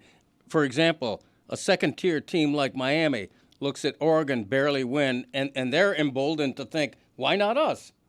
I actually don't think Miami's a secondary tier team. I think the first tier's got about like 20 teams in it. I look at Miami and I see, man, if you just have a C+ defense, right, you can win a national title. I'm really excited for the college football playoff. I'm excited for this Indiana-Ohio State matchup that we have this week, because I think everyone just assumes Ohio State is going to hand Indiana its scheduled loss, and I maybe feel a little bit differently than that. I think what's happening with the Big 12, I certainly want to give Deion Sanders his credit, because what he's done there this year. Yes. But there's plenty of people doing that. However, he's got Kansas coming up at Kansas. They've figured it out. Jalen Daniels is really shaking off the struggles of the earlier part of the season. It's a big rat poison week. I love where college football is right now. This thing with Colorado and Miami is interesting because both of them are similar in this regard, Stugotz. You've got coaches who have fixed it with a Band-Aid. It's not a long-term fix. It's a quarterback fix in Miami and Colorado that has made them in year 2 and 3 get to a place faster than they have any right to do. But it's not enduring legacy or program building. Deion is using this as a stepping stone. It's the best the Colorado team has been in 20 years, Stugotz, to start off 8-2. But it's because he's got those two players. It's just come in, fix it, and it's not a permanent fix. It's not something that's going to build the program, but it's a great thing to build off because you got the quarterback right in both Colorado and Miami. Well, and you sort of fast-tracked how quickly you get into this conversation in a way that, Florida State tumbles off to the side. Florida fixes some things. Florida, all of a sudden now, isn't the embarrassment it was made to look like in the first game of the season against Miami, but these aren't enduring fixes. It's all temporary and transactional. I think one of the common threads on Saturday was that there weren't a ton of crazy upsets, but there could have been if not for the fact that having a competent college quarterback is a luxury that a lot of teams just don't have. If Wisconsin has a slightly better quarterback, I said third string, he's their second string, Braden Locke, that game, it might actually be an upset. Same with Arkansas and Texas. Arkansas's defense played Texas really hard on Saturday, but the offense couldn't do anything. Utah and Colorado is the same way. Utah's defense was hanging in there until they couldn't because they just couldn't score. Their offense couldn't do anything. Stugotz mentioned their quarterback earlier throwing all those picks. It's just really hard to win in college football when you don't have a quarterback. And it sounds like it's totally obvious, but getting a good quarterback in the portal or getting someone to transfer or recruiting a quarterback that you can develop, those are things that good programs are going to have to figure out the balance of doing. But you can't overstate how important it is because that's been the difference in Oregon winning because Dylan Gabriel's played college football for a long time. He's good in late game situations. He has experience. He's competent, and he'll get you 3 points when you need it at the end of the game. And from what I'm hearing, it sounds like Colorado's going to get Julian Lewis, the number 2 quarterback in this class that just recently decommitted from USC. Colorado feels really good about where they're positioned there. I would say with Miami, they're exactly where they need to be for this kind of coach in terms of his approach to roster building. Yeah, you may say they got Cam Ward. Where does that leave them? This isn't a Jordan Travis situation with the way that this head coach builds. Deion's probably a little different because his approach to high school recruiting is different. He doesn't leave Colorado all that often. But that being said, as I just told you, they feel really good about getting a 5-star quarterback. Oh, but no, be clear on this part of it. You can't get to real building unless you get the momentum of it. The reason that I say that these aren't long-term fixes is once you remove that particular quarterback, Miami's not a special football team. You're talking about getting C-plus defense to run this gauntlet through the playoffs. There's no way to go on a winning streak through the playoffs playing defense as poorly as Miami plays it when you're going to be playing against teams that are more complete than the ones they've been playing against. I think the Colorado thing is so interesting because I don't think anyone knows if Deion wants to coach past these 2 players, his son and Travis. I don't think anyone knows, and no one knows if Deion would continue to be a great recruiter, a great coach. It doesn't even matter. It doesn't matter. No, but it does feel like a short-term thing where he's there just to get his son through. He's done the job that he was hired to do. He has done it. He's done an exceptional job. He has done. Look, man, that team was the worst program in the big time of college football when he inherited it, and they haven't been 8-2 since 2006. The job has been done correctly no matter what. Now, he can lose against Kansas. The job's been done correctly. I'm just wondering, though, if Deion wants to coach past his son being at Colorado. That's going to be interesting to see. He has built it so that he can do whatever it is that he wishes to do if he wants to get out of there. To me, what has happened with the business of Colorado is one kind of interesting. To me, optimal for Deion would be to get out of there immediately. Optimal. Not to stay there and worry about whether you have to keep it there or not. Right. You've got those 2 players, and it's not just that you're having the best season Colorado's had since 2006. You might get 2 dudes into the Heisman room. 2 of them with a program that 2 years ago was worst in the country. To me, I get out of there with them. I figure out whatever it is where am I wanted? Where can I turn this into something as they're talking on television on First Take, whether you should take over the Cowboys or not? You laugh at that. I don't laugh at that. You laugh, but the Cowboys can't be worse than they are right now if I put Deion in charge. No, I actually think it would be a great move for Deion to take that job because the bar is so low after McCarthy. I mean, Michael Irvin was pushing Deion Sanders to Dallas during the Tyson-Paul fight, sitting right next to Jerry Jones. Michael Irvin mentions getting primed to Dallas, so that's a pretty good lobbyist to have, Michael Irvin. It was funny watching Jerry try to be like, oh, no, let's talk about something else. That's awkward, Michael Irvin. Do you guys think that Ohio State will beat Indiana by double-digit? Yes or no? I believe that Oregon had to win by double-digit. Does the second word start with a J? The double-digit. I think I went to Jidget. Yeah. This is like round one for Meech. I think we might have to give this one first round because it's easier than I thought it would be. Double-digit. I think you cut out double and just do jidget. Jidget. Yeah. Double-digit. Yeah. And the We don't do unfair editing though. We just play it how it goes. Yeah, right. Double-digit.